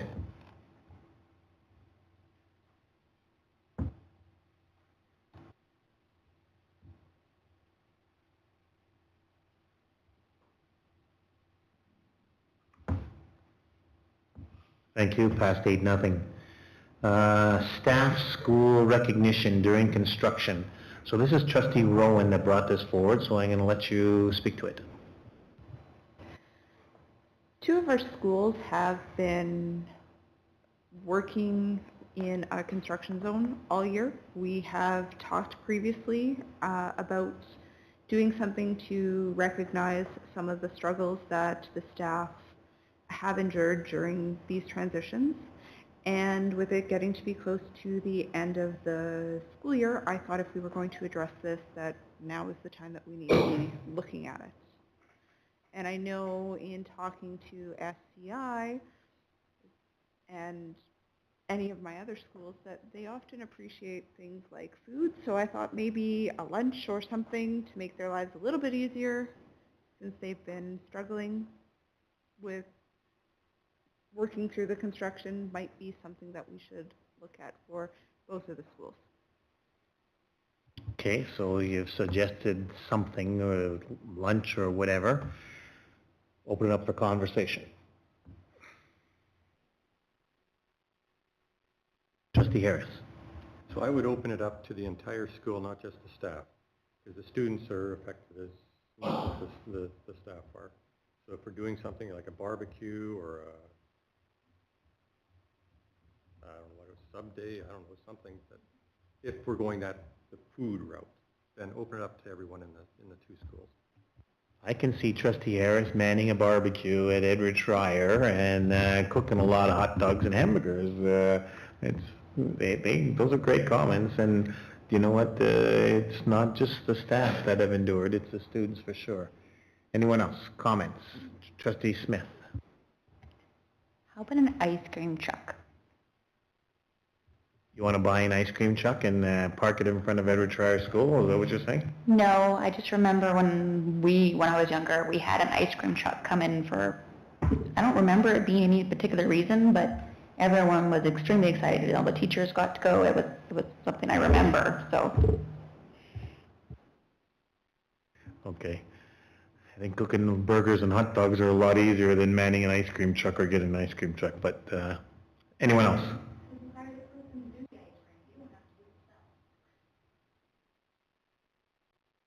Comments, thoughts are welcome.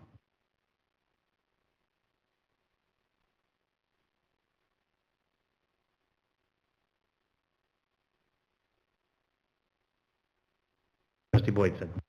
I'm just wondering if maybe you or Dustin had any ideas of to what you would like done. And maybe the trustees from this area too have some kind of recommendations that they would like to see. I like Trustee Harris's suggestion that it's something for the entire school, and I had thought that a lunch, and honestly, I know some of the kinsmen with Springfield. I would be comfortable with reaching out to them to see if they'd be willing to help us with, they have barbecues, so they'll often come and help with the cooking, those kinds of things. So that was kind of my thought as far as either providing a lunch that way for the staff, but like I said, I like Trustee Harris's idea for the students, or looking at a local restaurant so that we're supporting something local.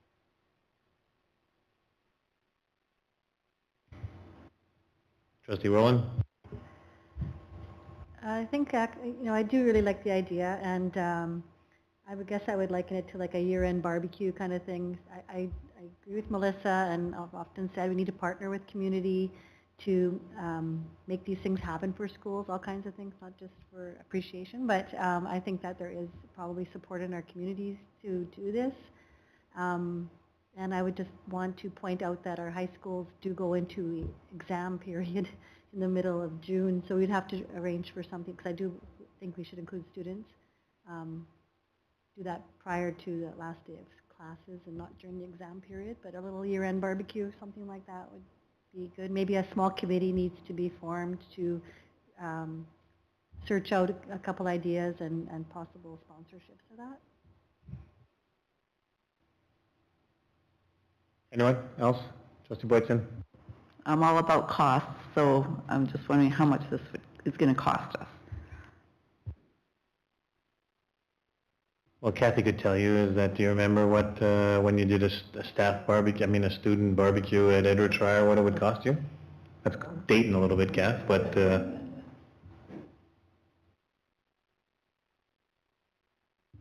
No, I don't remember what it would cost entirely, but I think that that's a very good question. I think that if we're going to go with whatever the idea is, I would think that you as a board might want to consider this as the amount, and then you might fit into that box of what's the amount that the board is willing to support. Well, I've been involved in school barbecues, feeding students and those kind of things. You know, and if all of a sudden you show up and there's 7 or 8 trustees that are cooking and feeding kids and staff, you know, and I'm, you know, hamburgers and hot dogs and chips and juice boxes, those kind of things, you know what, it is making a statement. And I think, Melissa, the idea is that you want to, hey, guess what, it has been going a long time, and you know what, do we want to go ahead and do that? It's probably a committee getting forward and going ahead and doing it. A lot of the schools have big barbecues, whether the Kinsmen, those kind of things, to do that. Cost, again, I don't know what the costs are, but you know what, obviously we need to be careful, but you're feeding 600 kids at one school, 600, you're probably feeding 700 people at one school and 600 people at another school. Probably think about it is that probably costs $4 or $5 a kid. Burgers, you know, burgers and hot dogs and buns and condiments but that's a ballpark, is what I'm saying. And if that's what you want to go ahead and do. But Melissa, the point is that you made is that, yeah, have we been really upset about how long it's taken? Yes. Have the staff and the kids in those schools, have they felt it? Yes. So the idea about what you're asking to do, not a bad idea at all. Trustee Rowland? I think that trustees in those areas should get together and come up with, you know, be able to put a dollar on this. I'm not saying hamburgers, for sure. Maybe hot dogs, and maybe it's ice cream. Maybe it's something else, but maybe they could take a moment to come up with a few ideas and also contact, like, their community members. Like, there's always businesses in these areas that have, in the past, want to support these things. And I think that time is a little bit of the essence, but you're right. We don't want to have a huge expense to the board or to our budget, but maybe somebody could come up with some ideas and put a number on it and come back. I like it. Are we good with that? So Robin and Alicia, and you know what, get me involved. And the 4 of you from the Oak Bank area, get me involved. I'll come out and cook. I'll come out and help. Yeah. So again, I think there's got to be some planning as to what's going on. So I think talk about some planning and come back. But again, because we'll also need to inform the schools and the clock's ticking with regard to when's the last day of classes for high schools. Okay, so we mid-June. So I think that you have until the 2nd. Robin? So our next meeting is until June the 6th, which doesn't give any time to approve something then and let the schools know we're going to be there on June the 7th or 8th or 9th or something early to mid-month before exams, so that we do get a full complement of students involved. Do we need a motion tonight to say that's spend up to $5 a student or per person at the school on a lunch event on a date decided by the staff at the school?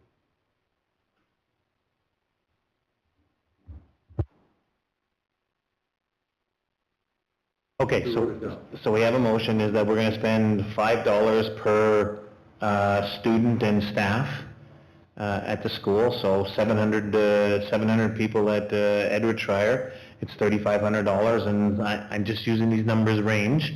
And 600 students at SCI, staff and students, it's $3,000. So we're spending roughly $6,500 to feed them, and whether it's homemade cookies or whatever. So that's your motion. The motion is to look at the feeding students roughly $5. The budget is roughly $5, not to exceed more than $5. Okay. So that's the motion from Trustee Harris. I need a seconder to the motion. Seconded by Trustee Rowan. Comments to it? So that is per person at the school. It's not limited to staff, it's not limited to students. It's the per person. Yeah. Staff, students. Okay. Trustee Nicol? I'm just wondering whether we're setting a precedent or not, because there was construction in Lac du Bonnet, there was construction in Whitemouth. The students and staff was inconvenience, because when we were doing if you've been there when the science lab was in there, especially when you're working during the day and the room next door to it has a jackhammer hearing all day, it's very inconvenient. So when do you say it is inconvenient to the students and staff, and when don't you? So do we do this every time there's construction, or don't we? I mean, that's just something that I think you got to consider. Yeah, good point. Trustee Reed? Yeah, I'm thinking there's lots of hardships in life. I don't know if we have to have a reward every time we face one. This seems a bit strange to me to have a big celebration because of some noise.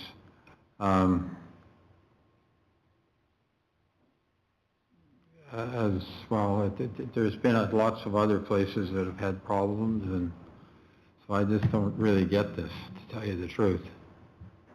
Okay, I hear you. Trustee Reed?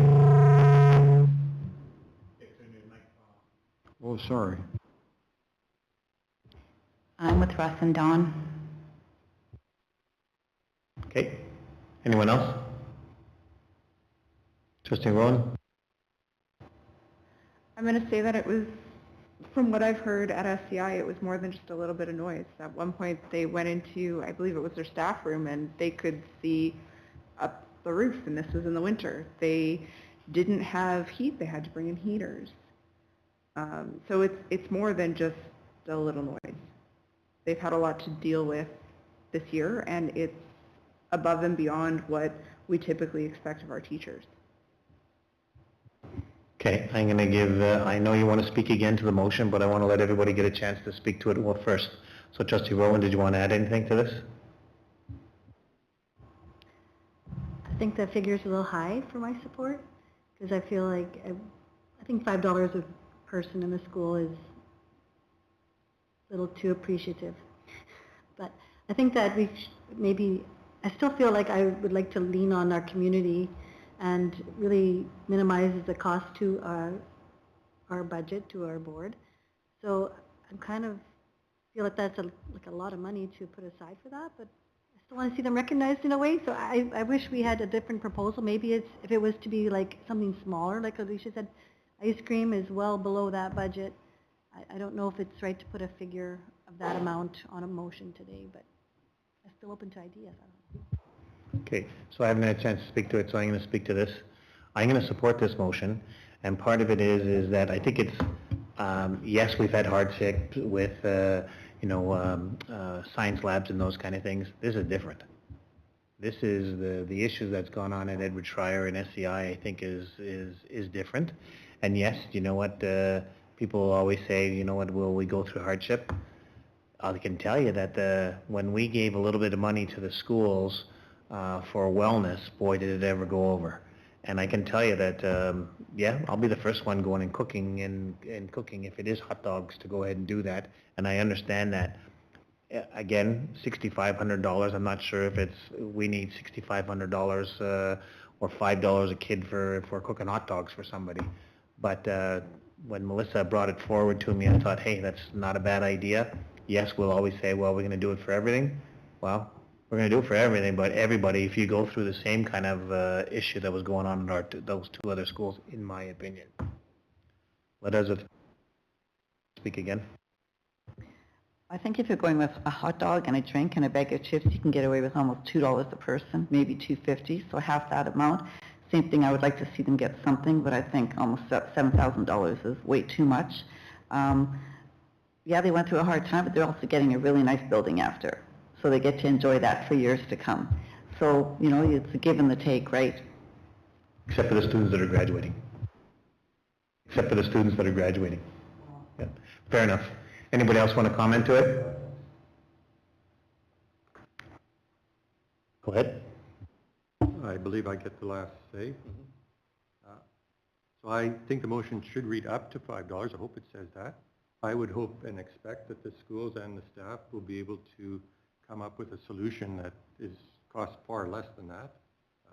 I haven't been out yet to see lately what the price of food is. I think hot dogs are far more expensive nowadays than they've ever been.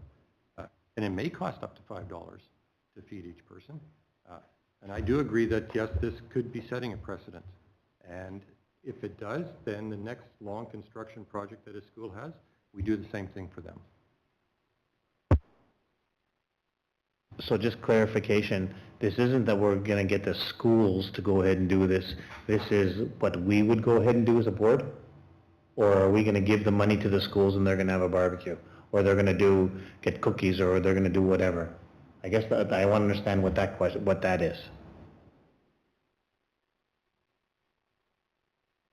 I think we need to work with the schools to determine a date that they want and the proper event that they would like to have at a lunch.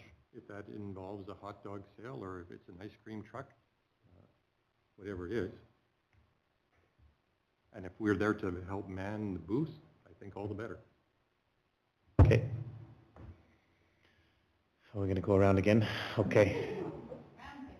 Go ahead, Lorraine.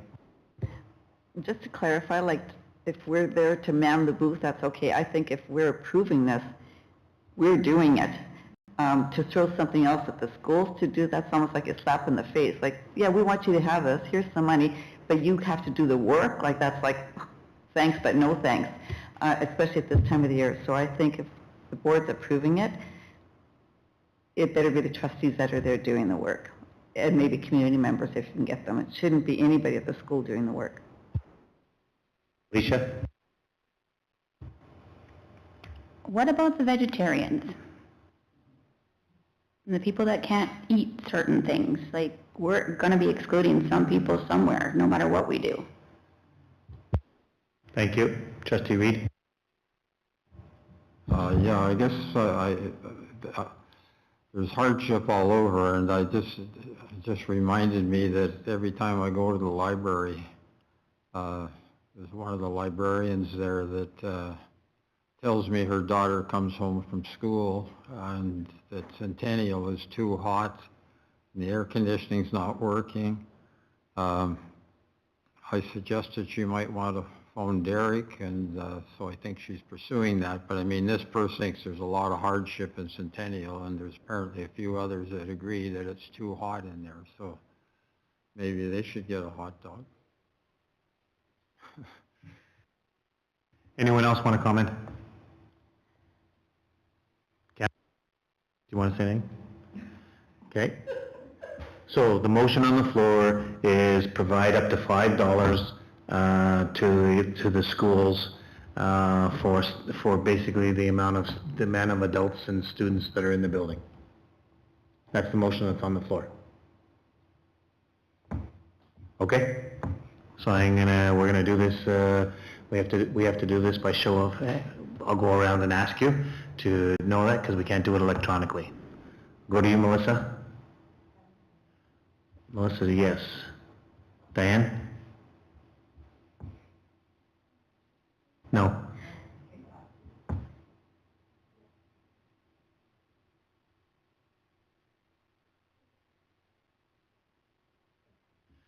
Diane is a yes. Russ? No. Russ is a no. Alicia? Alicia's a no. Dawn? No. Dawn's a no. Lorraine? Lorraine's a no. Robin? Yes. Yes. Paul's a yes. It's 4-4 vote. So motion doesn't pass. Okay, let's move on. We have a promissory note to the province of Manitoba.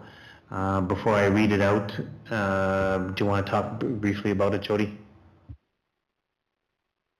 Turn on my mic here. Yeah, so I can definitely speak to this one. It is the promissory note. As I noted before, we incur costs for capital expenses that are paid by the province.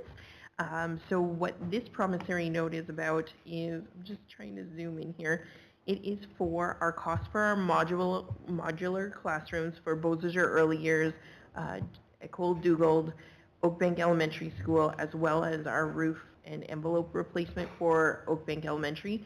And what that is for our architect costs in preparing for the tender documents as well as some of the preliminary work. So what the province is now doing, historically it used to be we would do a promissory note upon completion of the project, and what they're doing is advancing the funds to us, so this way we don't incur as much interest costs. So for altogether, for these anticipated costs, we've built in a promissory note amount of $2.2 million. Okay, so be it resolved that the board approve a promissory note of LTP SOS0630 for the sum of $2,277,600 as outlined for the modular classrooms for B/S, Dugald OBE, and OBE roof and envelope replacement. I need a mover and a seconder. Moved by Trustee Rowland, seconded by Trustee Smith. Any questions?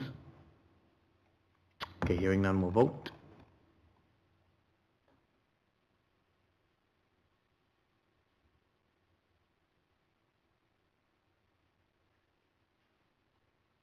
Thank you. It passed 8-0. 8.8 is the Springfield Open. I asked to put this on here. This is a golf tournament that is put together from Springfield Collegiate, and it's about raising funds for Springfield athletes. This has been a tournament in the past. There has been a team that the school division sponsored of trustees. I have not talked to anybody about that. What I am bringing forward is that I'm looking for support about us having a team of trustees go and play at the Springfield Open. Comments, questions? Trustee Rowan? Do you know the date?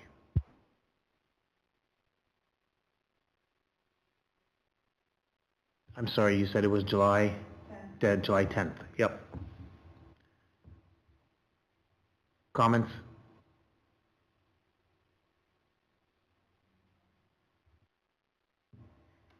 Just a comment about that golf tournament, that it is, in, I guess, pre-COVID, was a huge community event that many alumni attend, and is very much a community, large community supported event, and lots of business supported the event, and it's a great time, and it's a really, like I say, very community-minded thing.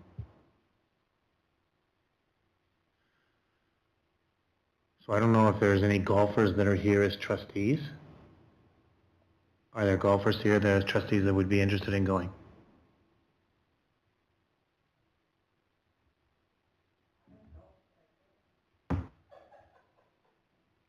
Okay, so what I'm looking, so I'm going to make a motion. The motion is that the school division sponsor a set of 4 trustees to attend. The cost would be $600. It's $150 a golfer. I need a seconder to that motion. Trustee Smith, second it. Questions to it? Trustee Boydson? Could you put trustees or alternate in case you can't get enough trustees at golf? Sure, thank you. Trustee or alternate? Yep. Anyone else? Trustee Nicol? My question is this, is there per diem included in this? There hasn't been in the past. So you get to set to golf and you also get paid to go there, is that what you're saying? No. So there was no per diem to go to it. That's what I want to know, because I want to get it. There hasn't been a per diem in the, well, there hasn't been a per diem in the past from my understanding. Okay. Questions from anyone else? Okay, so we need to go round table with this vote. Trustee Rowan? Yes. Trustee Rowland, yes. Trustee Reed? Yes. Trustee Smith, yes. Trustee Nicol, yes. Trustee Boydson, yes. Trustee Harris, yes. Trustee Magnon, yes. So again, thank you for that. I will put out to see who would like to attend, and it's on January the 10th. It's on July the 10th. That'd be a pretty cool day. Thank you for that. And we'll let we'll communicate with Severin. So Severin Wojcik puts this on, the teacher at SEI. He's also the hockey coach there, so you know what, I try to go by and hit him every time, when I see him. Okay, thank you for that. Policy committee updates. So Trustee Boytson, can you give us any updates with the policy committee? Sure, the minutes were in the packages. There's a notice of motion that's coming through because for the operational bylaw, policy number 5, which is the annual planning cycle, as well as policy number 7 for board operations. So all the revisions are in your packages also for your review, and to maybe really look closely at the annual planning cycle. We did put something together as a committee, but because it's all kind of a new document, we would appreciate any feedback that any of you have or additions that you'd like to make. And then there's a motion coming forward for policy 17. So let's deal with that policy first, and then we'll go from there. So be it resolved that the board revise policy number 17. So moved by as presented. Can I move by Trustee Boytson, seconded by Trustee Nicol? Any questions from any of the trustees on policy 17? You have it in your package. Okay, hearing none, we'll vote.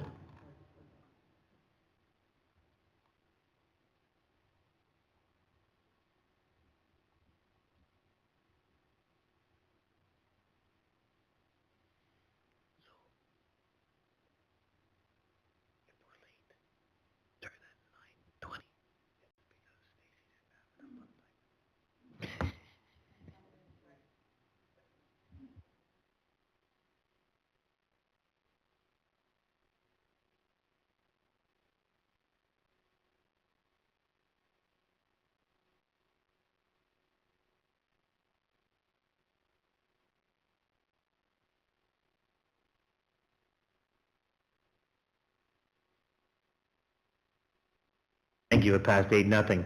So then you also have 2 notice of motions. Do you briefly want to touch on them, or okay, 3? Do you briefly want to very quickly? Well, the information is in the packages. They're very minor, nothing major other than the bylaw. We did some tweaking just to accommodate what all the trustees felt about certain areas, but there's nothing else standing there. Okay. Any questions for Lorraine and the policy committee? Okay, hearing none, thank you. The finance committee, Trustee Rowland, any comments? No comments. We're meeting on Thursday, and we'll have some stuff for you next meeting. Okay, thank you.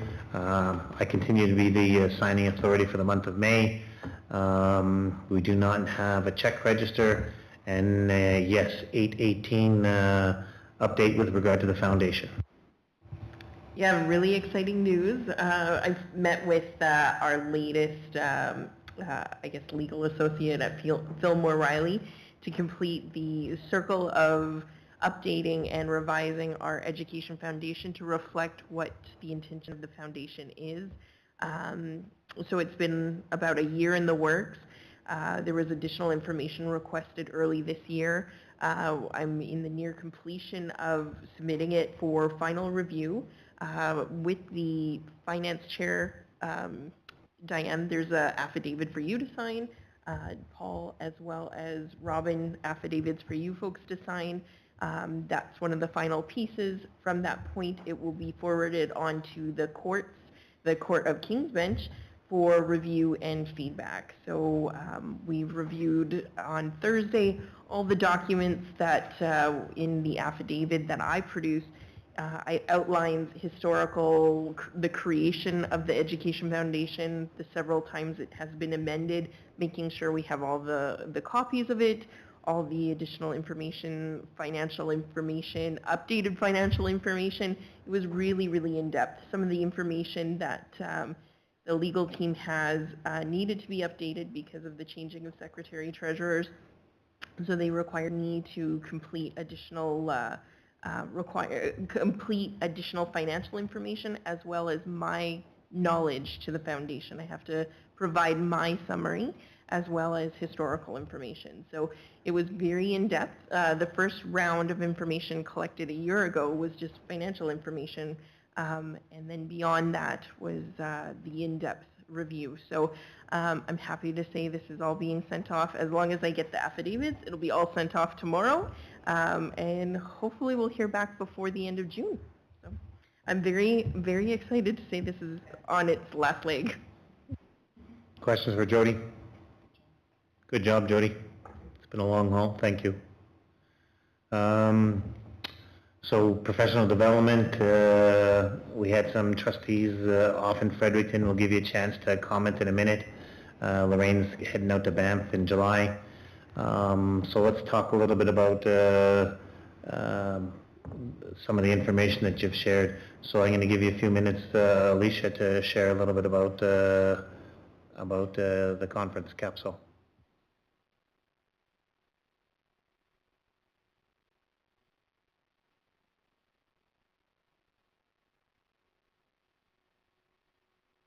I'm just looking for it. Hold on. It wasn't synced. I can pop it on the screen if you want to go through it. You don't have to go through your PowerPoint. I just want to get, I just want to get some information. You know what? Share some information about your trip. Well, it was really good. We got to bond a bit because Dustin and I were both sick on the plane. That wasn't the best part.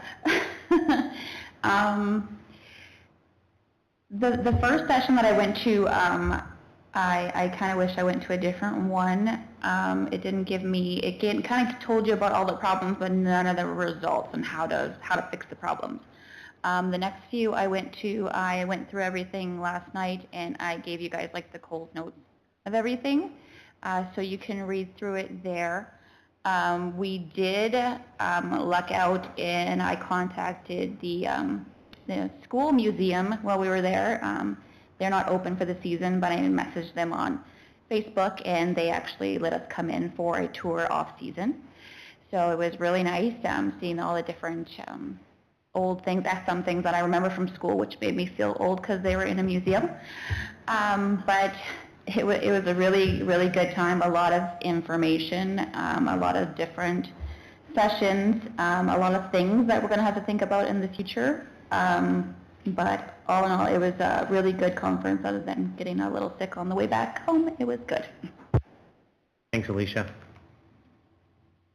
Trustee Harris? How many people were in attendance at this?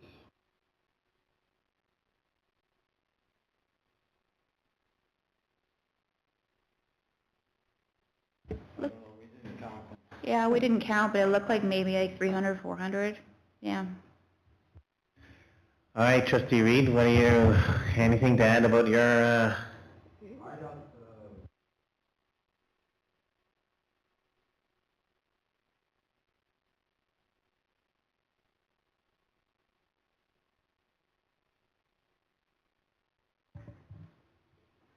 I'm not sure if people want to just read it, or I can read it over with you, but I don't think that you have to read it. I talked about 6 sessions that I went to, and well, I don't like those kind of events simply because I like where they have one person present one side and then maybe somebody else rebut it or something, just to get some discussion going, and that didn't really happen. So and the other drawback was I didn't think much of the food. I know the first morning we went down for breakfast and all they had was a muffin and orange juice or something. But other than that, it was quite good. Although it was, I'm showing my political stripes when I say it was very woke. They're really into bashing society, and we should be doing this and we should be doing that, and so I didn't enjoy that part. But Fredericton was nice, and we were lucky that the hotel was just on the outskirts of the town is no smaller, it's about the same size as Brandon, so you can walk large areas of it, and we were very fortunate that one of the events they had there for our entertainment was to go to Government House, and that's where the Lieutenant Governor, or Lieutenant General, I guess, lives. And we got to go there for, I didn't have one, but some people did, a glass of wine, hors d'oeuvres, cookies and little sandwiches and things like that. And the Lieutenant Governor came out, and she had 2 people to present medals to, so that was quite educational, and she seems like a very nice lady. And we got to go through the whole, it's like a castle. We got to go through the whole place, and we could look in every room. You were allowed to enter every room. You just had the run of the place. I think there were 100 people there, at least, maybe more. And they also had a nice band there to play when the people got their medals, and I think they played the anthem too, didn't they, or something? Yeah. So it was really good, and one room had they had some clocks there from about 1860, so there's with the big pendulums, and that was interesting.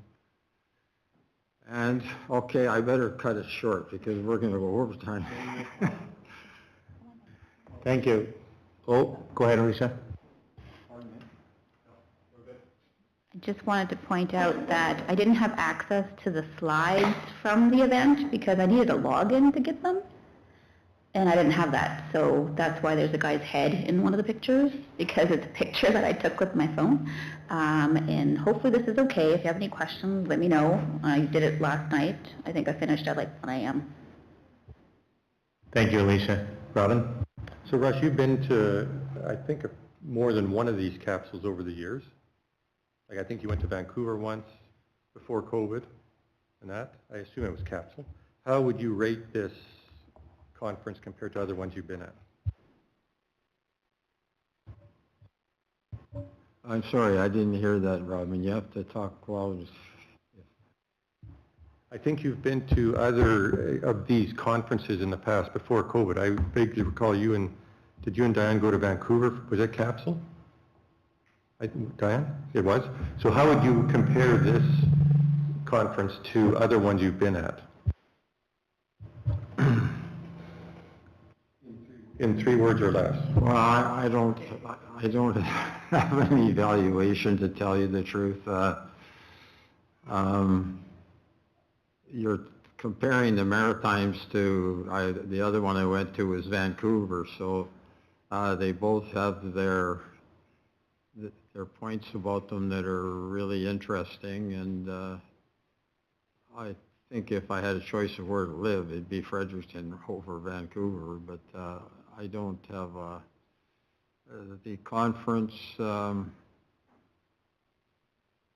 think there were more rooms, more presenters than there were in Vancouver, but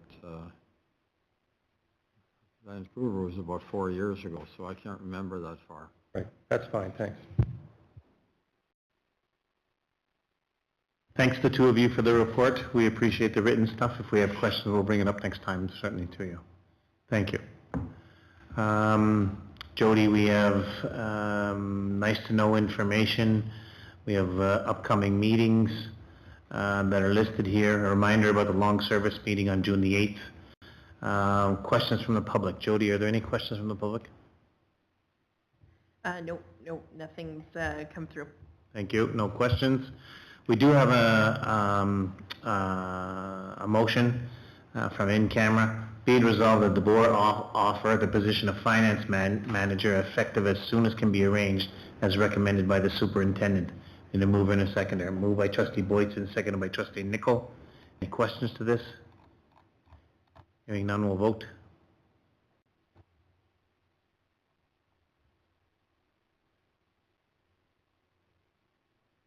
Passed 8-0. Thank you for that. And nice work to the committee that that went through that process. Thank you. Lars, nice work on the talent development and art speak presentation tonight. Thank you for doing that. And I think that we're adjourned, Kath? Anyone else? We're adjourned? All right. Drive safe. Have a good one.